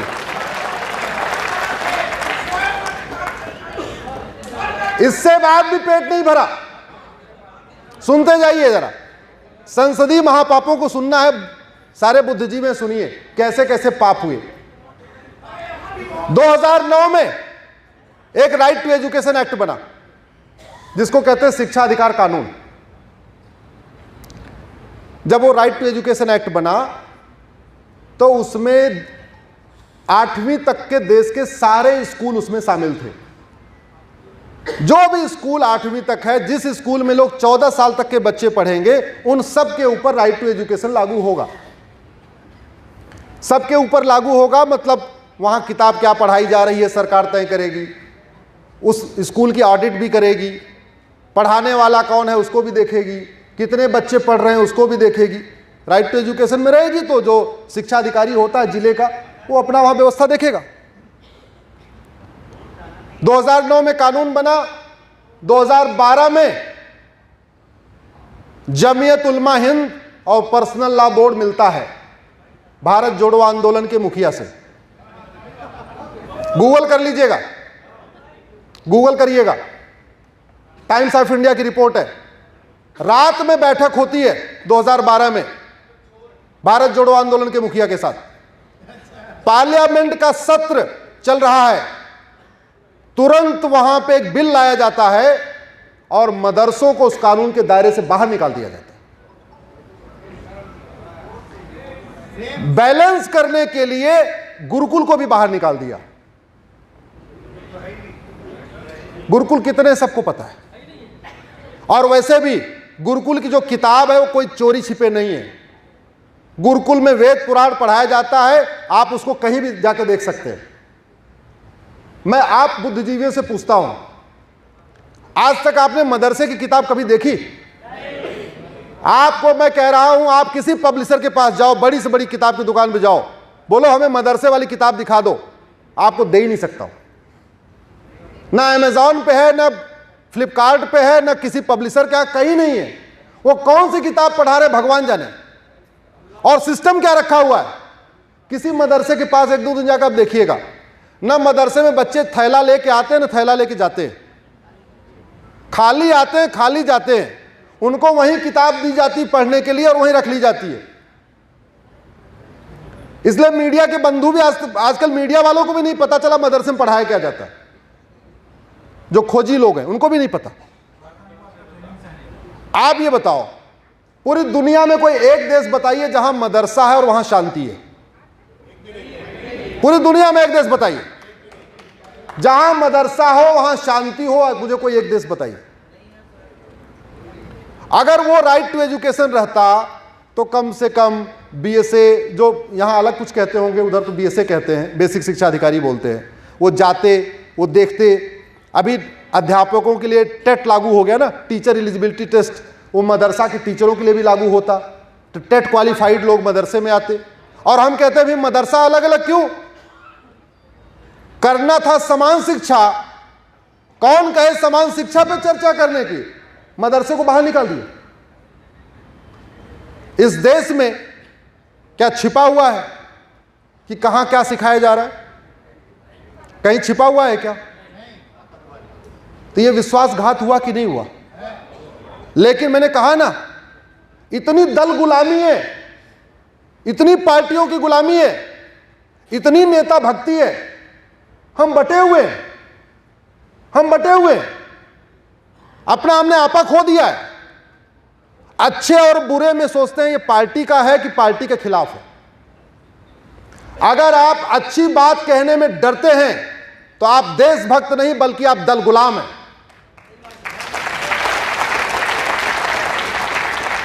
अच्छी बात कहने में अगर आप डरते हैं तो आप वास्तव में राष्ट्रभक्त नहीं बल्कि पार्टी भक्त हैं आप। अरे देखते देखते 9 राज्यों से हिंदू खत्म हो गए। एक मेरी पीआईएल अलग से चल रही है। अब आप जरा देखिए कैसा खेल चल रहा है। लद्दाख में हिंदू केवल 1% है। कितना? लेकिन उसको माइनॉरिटी नहीं कहते, उसको मेजॉरिटी कहते। लक्षद्वीप में हिंदू केवल 2% है, वो माइनॉरिटी नहीं कहलाता, वो मेजॉरिटी कहलाता है। जो 97% वहां पॉपुलेशन है मुस्लिम्स की, वो माइनॉरिटी कहलाती है। मिजोरम में हिंदू केवल 2% है, उनको माइनॉरिटी नहीं कहते। कश्मीर में हिंदू केवल 2%, उनको माइनॉरिटी नहीं कहते। मेघालय में हिंदू केवल 11% है, उसको माइनॉरिटी नहीं कहते। नागालैंड में हिंदू केवल 8% है, उसको माइनॉरिटी नहीं कहते।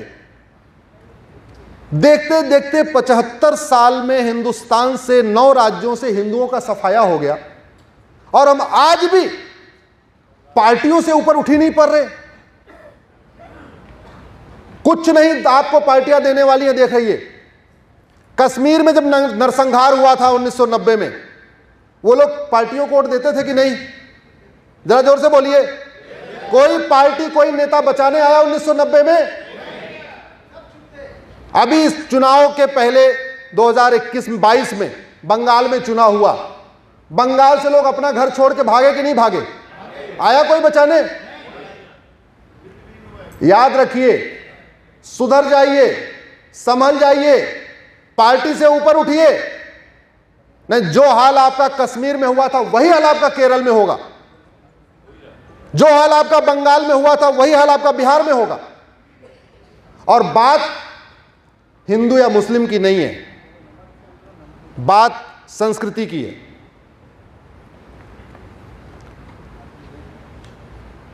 गंधार, दुर्योधन का ननिहाल, धृतराष्ट्र की ससुराल।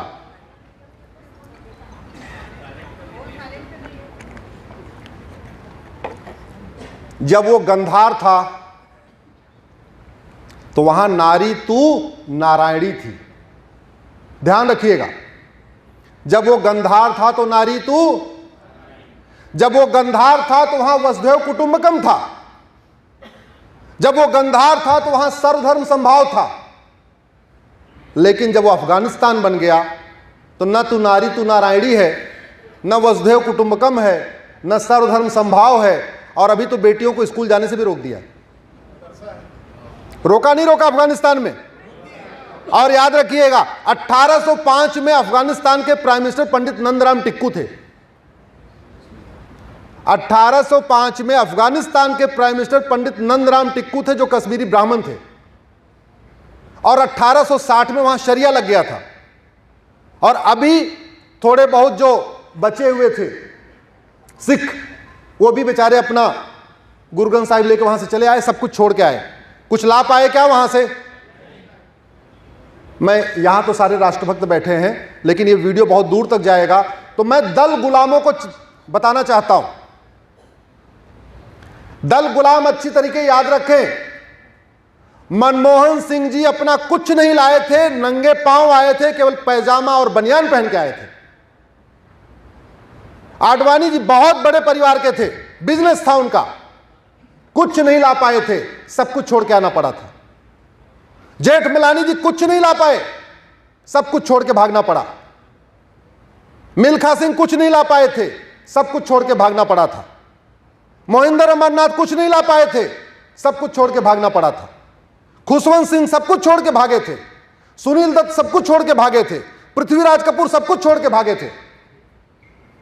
और इतनी लंबी बात क्यों करना, 47 की बात क्यों करना, 1990 में भी कश्मीर सब कुछ छोड़ के भागे थे, और 2022 में बंगाल के मुर्शिदाबाद से भी सब कुछ छोड़ के भागे थे। ये बात पार्टियों की नहीं है, बात है एक सांस्कृतिक युद्ध की, बात है कल्चरल वॉर की। और ये कल्चरल वॉर आज से नहीं चल रहा है, ये 1400 साल से नहीं चल रहा है, ये 2000 साल से नहीं चल रहा है, आदिकाल से चल रहा है। विष्णु पुराण पढ़िए, विष्णु पुराण नहीं पढ़ सकते, विष्णु पुराण धारावाहिक देखिए। B.R. चोपड़ा ने महाभारत के बाद विष्णु पुराण धारावाहिक बनाया था, 40 या 45 एपिसोड का, एक बार देखिए जरूर। उससे आपको पता चलेगा आतंकवाद और मजहबी उन्माद आज से नहीं है, बहुत पहले से था। स्वरूप बदला है। पहले देव दानव लड़ते थे, मानव राक्षस लड़ते थे, अब उसने मजहब का रूप ले लिया। लड़ाई पहले भी थी, लड़ाई, लेकिन हम लोगों के साथ जो समस्या पहले थी वो समस्या आज भी है। पहले भी जब दानव अटैक करते थे तो हे प्रभु बचाओ, हे प्रभु बचाओ, हे प्रभु बचाओ होता था, नहीं होता था? इंद्र कह रहे हैं जी हमारी जाने वाला प्रभु विष्णु भगवान को, प्रभु प्रकट हो, हमें बचाओ। 10-12 अवतार भी हुआ, इसीलिए हुआ। लेकिन हम कब तक प्रभु बचाओ, कब तक प्रभु बचाओ, कब तक प्रधानमंत्री बचाओ, कब तक राष्ट्रपति बचाओ, कब तक सत्ता बचाओ? अरे हम भी कुछ करेंगे कि नहीं करेंगे? पहले विष्णु भगवान की आराधना करते थे, अब सोच रहे हैं भैया अब तो सरकार बचाए हमें, अब सरकार हमको बचाए। अरे खुद भी तो कुछ करो। ये कल्चरल वॉर है। राजा भरत का ननिहाल, भगवान राम का ननिहाल ये है जहां हम लोग आज चर्चा कर रहे हैं। राजा भरत का ननिहाल कैके। परंपरा देखिए, ये आजकल बाहर पढ़ने वाले बड़ा ज्ञान देते हैं, अरे जेंडर जस्टिस, जेंडर इक्वलिटी, महिलाओं का सम्मान, ऐसे नहीं, थोड़े थोड़े वर्ड इन्होंने नए नए निकाले हैं। सेकुलरिज्म। तुम इक्वलिटी जस्टिस की बात करते हो, हमने तो कहा था नारी तू, जोर से बोलिए, नारी तू। तुम कहते हो महिला पुरुष बराबर है, हम कहते थे नहीं, बराबर नहीं है, नारी तो पूजा के योग्य है। हम कहते हैं नारी तो 14 रत्न में से एक रत्न है, और तुम कहते हो कि नहीं नहीं बराबर है। तुम तो उसको नीचे ला रहे हो। भारतीय परंपरा के हिसाब से नारी ऊपर है, हम कन्या पूजन करते हैं, और तुम हमें कह रहे हो महिला पुरुष बराबर। बराबर करके तुम उसको नीचे ला रहे हो, जो पहले से ऊपर उसको तुम नीचे ला रहे हो। और ये जो आज की डेट में ज्ञानी बैठे हुए हैं ना, पश्चिम वाले, ऑक्सफोर्ड वाले, लंदन वाले, जो जहां से बाहर से पढ़ के आ रहे हैं, ये अमेरिका यूरोप वाले जब नंगे घूमते थे ना, तब हमारे पास हड़प्पा मोहनजोदड़ो जैसा शहर था।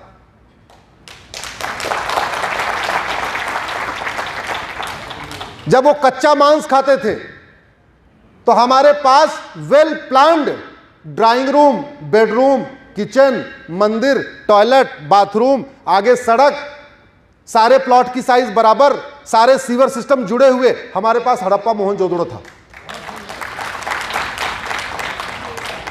हमें बताया नहीं गया, हमें बताया नहीं गया, हमें पढ़ाया नहीं गया, हमें तो गुलामी में रखा गया, इसलिए हमें अपना इतिहास नहीं पता। चीन ने यही काम किया। 1949 में आजाद हुआ, 1950 में गुलामी की निशानी मिटाया और अपने बच्चों को अपना प्राचीन इतिहास बताया, हम कितने महान थे।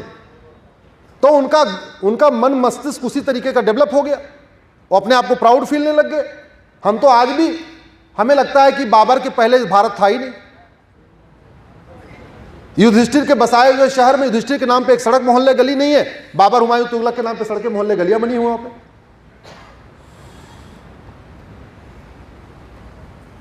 हमारी तो परंपरा ऐसी थी कि हम राज्य पे नाम पे लड़कियों का नाम रखते थे। गंधार नरेश का नाम गंधार नहीं था, लेकिन राजकुमारी का नाम, कौशल की राजकुमारी का नाम, सौमित्र की राजकुमारी, जोर से बोलिए, जनक की राजकुमारी, कुंतल की राजकुमारी, ये हमारी परंपरा रही है। और हमारे पास कैकेय में जब युद्ध हुआ, अगर हमारे पास चीजें नहीं थी तो रावण लंका से कैकेय का मतलब पेशावर पहुंचा कैसे? घोड़ी और बग्घी से पहुंचा था क्या? घोड़ी बग्घी से वहां तक पहुंच जाएगा? लंका से कैकेय पेशावर। और अगर हमारी बेटियों को युद्ध कला नहीं आती थी, स्कूल में उनको नहीं जाया जाता था, या उनको केवल शास्त्र आता था, शस्त्र नहीं आता था, तो जब रावण के साथ युद्ध में कैकेय का सेनापति मारा गया और जब रावण ने जोरदार हमला किया दशरथ के ऊपर, तो रानी कैकेयी ने बचाया कैसे? जब कैकेय का सेनापति मारा गया तो रानी कैकेयी ने सेनापति का काम संभाल लिया। उस समय सेना को लीड कर रही थी और रावण से भिड़ गई हो, दशरथ को बचाया, उसके बाद राजा दशरथ का विवाह हुआ। तो इसका मतलब आज लोग कह रहे हैं बेटियों को पढ़ाओ, Beti Padhao, Beti Padhao, gender justice, gender, अरे हमारी बेटियां शास्त्र भी जानती थी, शस्त्र भी जानती थी।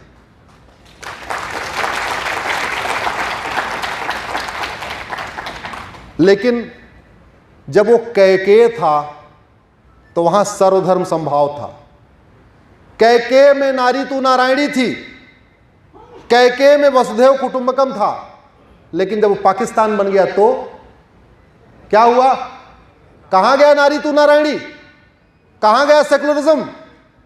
कहां गई गंगा जमुनी तहजीब? ये पाखंडी हमको गंगा जमुनी तहजीब सिखाते, सेकुलरिज्म सिखाते ना, और जेंडर जस्टिस, जेंडर इक्वलिटी सिखाते। जब वो तक्षशिला था, तो वहां पे सर्वधर्म संभाव, वसुधैव कुटुंबकम था, नारी तू नारायणी थी। जब वो रावलपिंडी हो गया, सब खत्म हो गया। याद रखिए, भारत में अगर सबको समान अधिकार मिला हुआ है, एक कड़वी बात मैं बोलने जा रहा हूं, भारत में अगर सब बराबर हैं तो इस संविधान के कारण नहीं। भारत में अगर सेकुलर राष्ट्र है तो संविधान के कारण नहीं। भारत में अगर सबको समान दर्जा मिला है तो वो संविधान के कारण नहीं, बल्कि यहां हिंदू बहुसंख्यक है, इसलिए सबको समान अधिकार है। और जिन नौ राज्यों में, भारत के जिन 9 राज्यों में संविधान हिंदू अल्पसंख्यक हैं, न वहां गंगा जमुनी तहजीब है, न सेकुलरिज्म है, न संविधान काम करता, कुछ नहीं काम करता। आखिर ये संविधान भी है, सुप्रीम कोर्ट भी है, हाई कोर्ट भी है, कश्मीर में नरसंहार क्यों हुआ? संविधान भी है, संसद भी है, सुप्रीम कोर्ट है। अभी बंगाल के चुनाव के बाद हिंदुओं का घर कैसे जलाया गया? याद रखिए, जातियों में बटोगे तो कटोगे, पार्टियों की गुलामी करोगे तो कटना पक्का मानो। और मैं पार्टी की गुलामी करने वालों को एक एग्जांपल देता हूं। गांधी जी ने केवल भारत को आजाद कराया था या पाकिस्तान बांग्लादेश को भी? सबको आजाद कराया था ना। बल्कि पाकिस्तान बनवाने में तो उनको भूमिका महत्वपूर्ण थी। कायदे से उनको पाकिस्तान के राष्ट्रपिता का दर्जा मिलना चाहिए, नहीं? पाकिस्तान में गांधी जयंती मनाई जाती है क्या? उनकी पुण्यतिथि मनाई जाती है क्या? चलो मान लो गांधी जी गुजरात के थे, और नजदीक चलते हैं, भगत सिंह पाकिस्तान में पैदा हुए, मतलब उस समय वाले पाकिस्तान में, उस समय भारत में, आज के पाकिस्तान में। भगत सिंह को फांसी भी लाहौर में हुई, तो यानी उन्होंने पहली सांस भी वर्तमान पाकिस्तान में लिया, आखिरी सांस भी वर्तमान पाकिस्तान में लिया। तो भगत सिंह की जयंती जिस तरीके से भारत में मनाई जाती है, वैसे पाकिस्तान में क्यों नहीं मनाई जाती? क्यों नहीं मनाई जाती?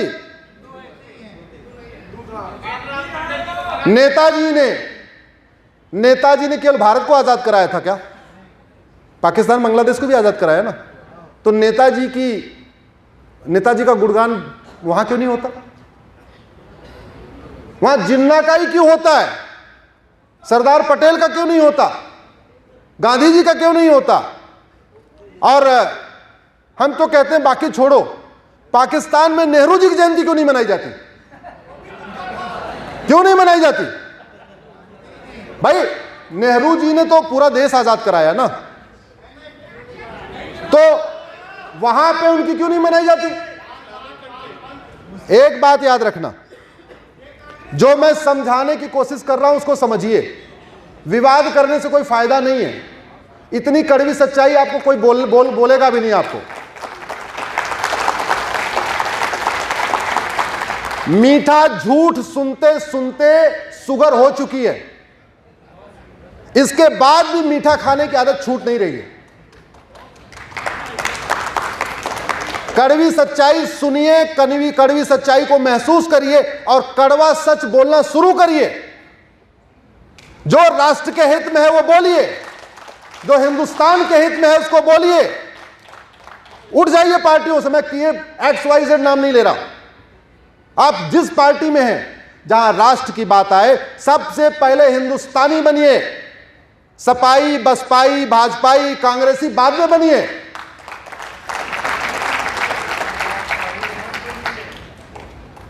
क्यों? इसलिए कह रहा हूं, जिस दिन मजहबी उन्माद की आग आपके घर पे पहुंचेगी, कोई आपकी आग बुझाने नहीं आएगा। भाई साहब, एग्जाम्पल आपको मैं दे सकता हूं, 55 देशों का उदाहरण दे सकता हूं। इसलिए मैं कह रहा हूं,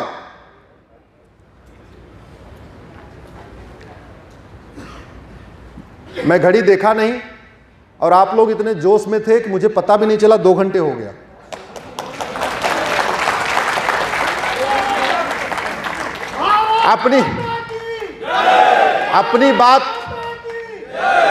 अपनी बात अंत में कुछ निवेदन के साथ। आप में से कितने लोग सोशल मीडिया में हैं? हाथ उठाइए जरा। कितने लोग फेसबुक पे हैं? मैं आपसे आज एक आग्रह करूं, आप मानेंगे? आप फेसबुक पे 5-5 हजार दोस्त बनाइए। महीने, 2 महीने, 3 महीने में बन जाएंगे। फेसबुक फ्रेंडशिप करते समय जाति मत देखिए, क्षेत्र मत देखिए, भाषा मत देखिए। हिंदुस्तान में सबको हिंदी आती है, इसलिए तमिल वाले को दोस्त बनाते समय यह मत सोचना मैं हिंदी में लिखूंगा तो तमिल वाले को समझ में नहीं आया। सबको समझ में आता है। अगर आप अच्छी बातें अगर 500 फ्रेंड के साथ लिखेंगे तो 500 लोग उसको समझेंगे। अगर 5000 फ्रेंड होंगे तो आपकी बात 5000 लोगों तक जाएगी। दूसरा, एक और आग्रह करता हूं, आप सब लोग दिन भर देखते रहते हैं, अखबार भी देखते हैं, कुछ न कुछ आपको समस्याएं दिखती होंगी। एक बार समस्याओं के मूल कारण को समझना शुरू करिए। अपने सोशल मीडिया में आप समस्या के साथ साथ उसका मूल कारण और अस्थायी समाधान लिखिए। अगर आप समस्याओं पे वाई लगाना शुरू करेंगे कि समस्या क्यों आई, क्यों क्यों क्यों, उस समस्या में 3 बार क्यों लगाएंगे तो अंत में आपको घटिया कानून मिलेगा। उत्तर क्या मिलेगा? उदाहरण दे देता हूं। सड़क टूटी है, यह समस्या है। अब आप उसमें पूछिए क्यों टूटी है, तो मटेरियल खराब था, यही हुआ। अब फिर क्यों लगाइए, मटेरियल क्यों खराब था, तो बोले कमीशन चला गया। तो कमीशन क्यों गया? कमीशन क्यों गया? तो भ्रष्टाचार क्यों? कानून, जोर से बोलिए, कानून। आप समस्याओं के रूट पे जाना शुरू करिए। वो इसलिए कह रहा हूं, 75 साल से डॉक्टर बदल रहे हैं, लेकिन डॉक्टरों ने दवा, अब आप डॉक्टर की बजाय दवा पे फोकस करिए। मैं गारंटी के साथ कहता हूं 1 साल के अंदर भारत बदल जाएगा। 1 साल के अंदर भारत बदल जाएगा। पार्टियों से ऊपर उठिए, जिस पार्टी में है उस पार्टी में रहिए। मैं छोड़ने के लिए नहीं कह रहा हूं, उसी पार्टी में रहिए, लेकिन राष्ट्र के लिए, देश के लिए एक और रिक्वेस्ट है। माननीय सांसद जी बैठे हुए, आप लोग इनसे शादी का इनविटेशन के लिए मिलते होंगे, बर्थडे के इनविटेशन के लिए मिलते होंगे, कई बार वैसे भी जाके नमस्ते करने जाते होंगे, भाई चलो मिल आते हैं, बहुत दिन हो गया। माननीय सांसद जी से कानूनों के लिए मिलिए, बोले साहब जनसंख्या नियंत्रण कानून में इस बार कुछ करो, आप करो करो, भले घुसपैठियों के खिलाफ कठोर कानून की आवाज उठाओ आप। वो हमारे सांसद हैं, हमारे जनप्रतिनिधि हैं। अगर आप में से रोज एक आदमी सांसद जी को कहता रहे तो आप, मैं बता रहा हूं, दिल्ली जाएंगे तो सबसे पहले वो 5 सवाल ही पूछेंगे, आप लोगों की मन की बात संसद में पहुंचाएंगे। तो हम लोग पार्टी अपने माननीय प्रतिनिधियों से जो अपने व्यक्तिगत काम के लिए मिलते हैं, ईमानदारी से बताइए, हम साल में एक दिन कभी अपने सांसद से, अपने विधायक से राष्ट्रहित के कार्य के लिए मिलते हैं क्या? ईमानदारी से बताइए। तो एक वो करना शुरू करिए। अब जैसे सांसद जी के पास रोज 100 एसएमएस आए, जी जनसंख्या नियंत्रण कानून कब बनेगा, कॉमन सिविल कोड कब लागू होगा, धर्मांतरण कब लागू होगा, घुसपैठ खिलाफ कठोर कानून कब बनेगा, पूजा स्थल कानून कब जाएगा, वक्फ बोर्ड कब खत्म होगा, तो सांसद जी को भी एक प्रेशर रहेगा। सांसद जी को रहेगा, भैया मेरे को अपने क्षेत्र के लोगों से मिलना है, तो हमें ये काम तो करना पड़ेगा। आप लोग एक बार सांसद जी के पास जाते ही बोलिए, सांसद जी किसी काम के लिए नहीं आया हूं, अपने काम के लिए नहीं आया हूं, कॉमन सिविल कोड के लिए लाया हूं, अपने काम के लिए नहीं आया हूं, समान शिक्षा के लिए आया हूं, अपने काम के लिए नहीं आया हूं, जनसंख्या नियंत्रण कानून के लिए आया हूं। सांसद जी को भी अच्छा लगेगा, आपको भी संतुष्टि मिलेगी। अब रोज वही मिलेंगे, नाली के लिए मिलेंगे, नाली के लिए मिलेंगे, बिजली के कनेक्शन के लिए मिलेंगे। हम कह रहे हैं उसके लिए मिलना चाहिए, ठीक है मिलना चाहिए, लेकिन कम से कम जो संपन्न लोग हैं, सक्षम लोग हैं, जो कभी नहीं मिलते, जिनको कोई जरूरत नहीं है, उनको मुफ्त का सिलेंडर नहीं चाहिए, मुफ्त की बिजली नहीं, कुछ नहीं चाहिए, तो भैया राष्ट्रहित के लिए मिलो, टोली बना बना के मिलो, सांसद जी को याद दिलाओ। सांसद जी जाकर वहां बताएंगे, ऊपर बताएंगे, भाई हमसे तो रोज, हमारा तो रोज जीना हराम हो गया, रोज एसएमएस आ रहा है, रोज फोन आ रहा है, जो रोज व्हाट्सएप आ रहा है, रोज ईमेल आ रही है, क्या करें। तो मैं इसलिए कह रहा हूं, एक आग्रह, सोशल मीडिया में, फेसबुक पे फ्रेंड बनाइए, राष्ट्रहित में उसका उपयोग करिए। बर्थडे की फोटो शेयर करिए, घरेलू फोटो शेयर करिए, लेकिन राष्ट्रहित के इसके लिए उपयोग करिए। एक एक व्हाट्सएप का ग्रुप बनाइए, समस्याओं के मूल कारण और अस्थायी समाधान को लिखना शुरू करिए। अगर आप अस्थायी समाधान ढूंढेंगे, भारत की 80% समस्याओं का समाधान अच्छे कानून के द्वारा हो सकता है। घटिया कानूनों को खत्म करके अच्छा कानून बना के भारत में राम राज्य लाया जा सकता है, यह मैं आपके गारंटी के साथ कह सकता हूं।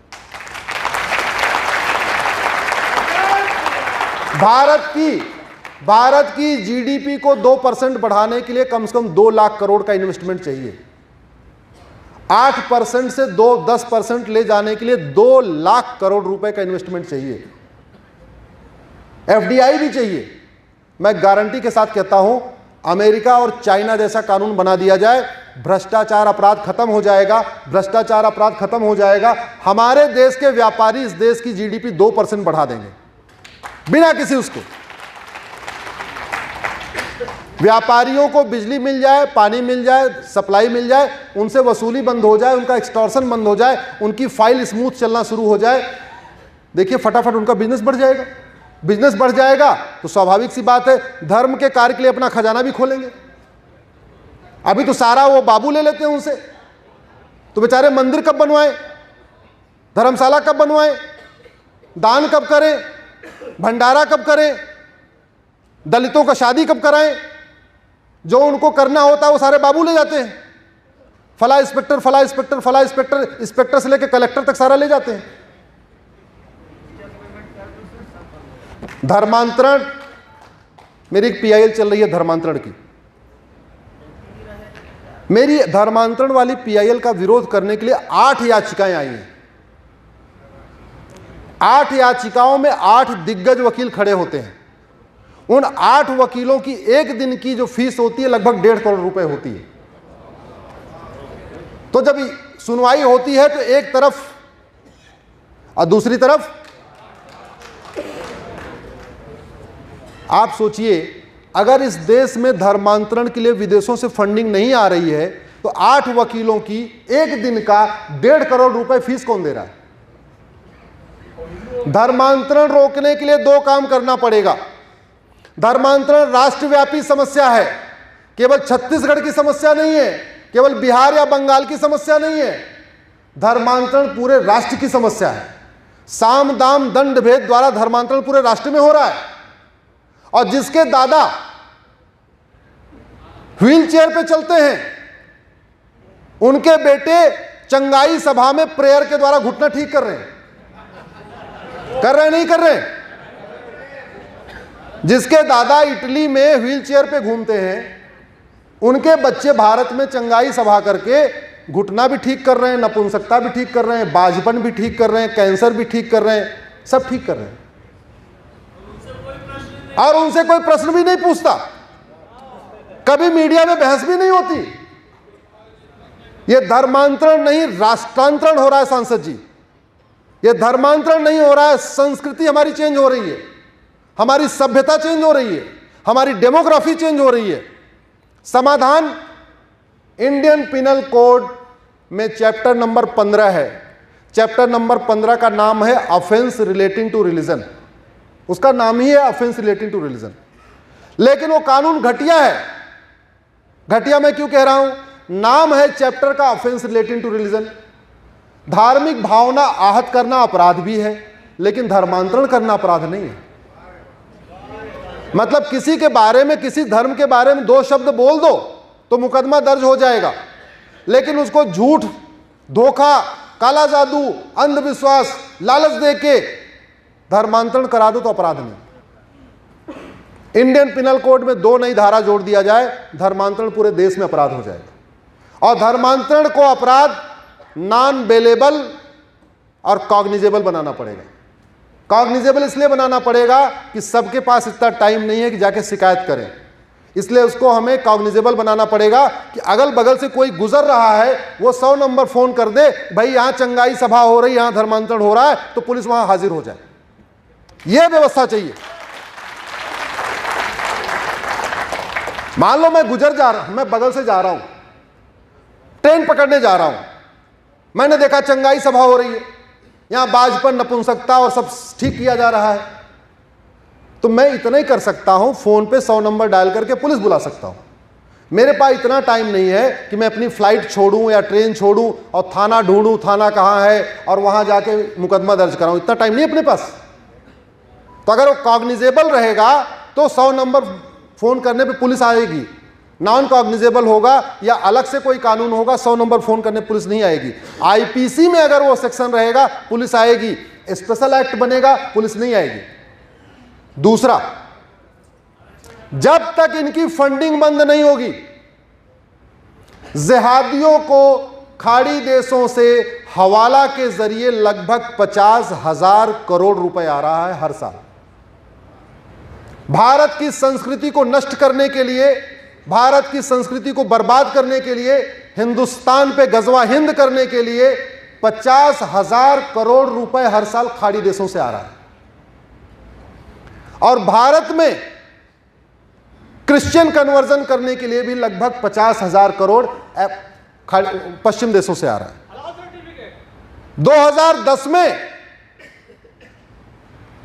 उस समय की सरकार ने देश के साथ इतनी बड़ी गद्दारी किया, अपने पालतू एनजीओ, पालतू पत्रकारों, पालतू मिशनरियों को विदेशी फंडिंग कराने के लिए कानून बना दिया। उसको कहते हैं FCRA।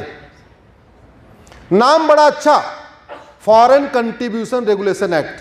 नाम है विदेशी चंदा नियंत्रण कानून, लेकिन वो चंदा को नियंत्रण करने के लिए नहीं बनाया गया था, वो चंदा दिलवाने के लिए बनाया गया था।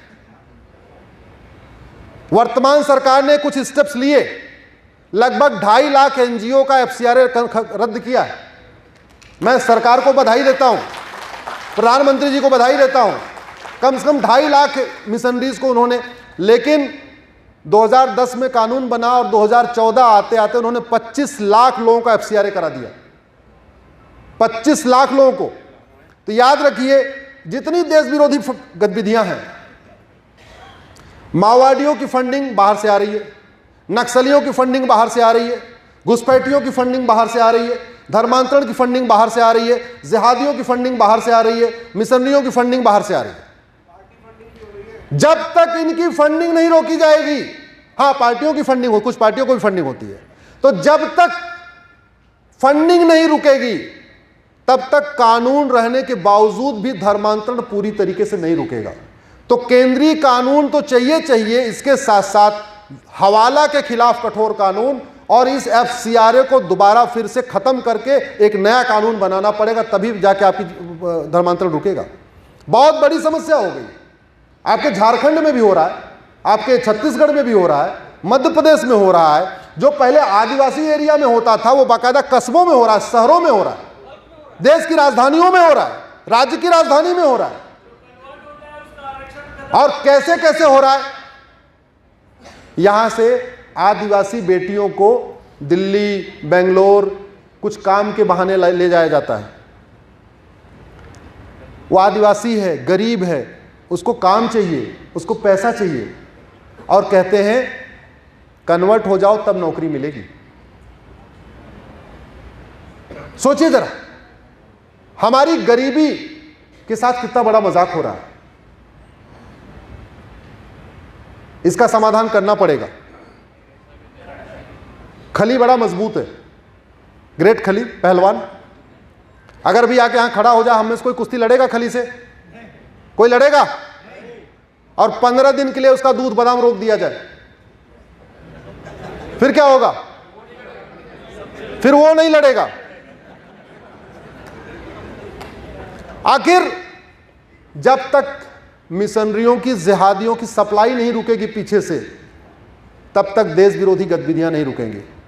विदेशी फंडिंग बंद हो जाए, माओवाद खत्म हो जाएगा। विदेशी फंडिंग बंद हो जाए, नक्सलवाद खत्म हो जाएगा। विदेशी फंडिंग बंद हो जाए, जिहाद खत्म हो जाएगा। विदेशी फंडिंग बंद हो जाए, धर्मांतरण रुक जाएगा। विदेशी फंडिंग बन जाए, मिशनरियों का जो पूरा खेल चल रहा रुक जाएगा। लेकिन वो कहते नहीं, जूठन के लालच में लोग थाली का विरोध नहीं कर पा रहे। कुछ लोगों को थोड़ी जूठन मिल रही है, उस जूठन के चक्कर में, जूठन खाने के चक्कर में जो पूरी थाली भर भर के अलगाववादियों को आ रही है, देशद्रोहियों को आ रही है, उसका विरोध नहीं कर पा रहे। यह स्थिति है। मुझे लगता है बात अब काफी हो गई है। अगर आप लोग थक गए हैं तो नमस्ते, कुछ सवाल है तो 1-2 लोग ले सकते हैं, टाइम काफी हो चुका है। जय हिंद, जय भारत।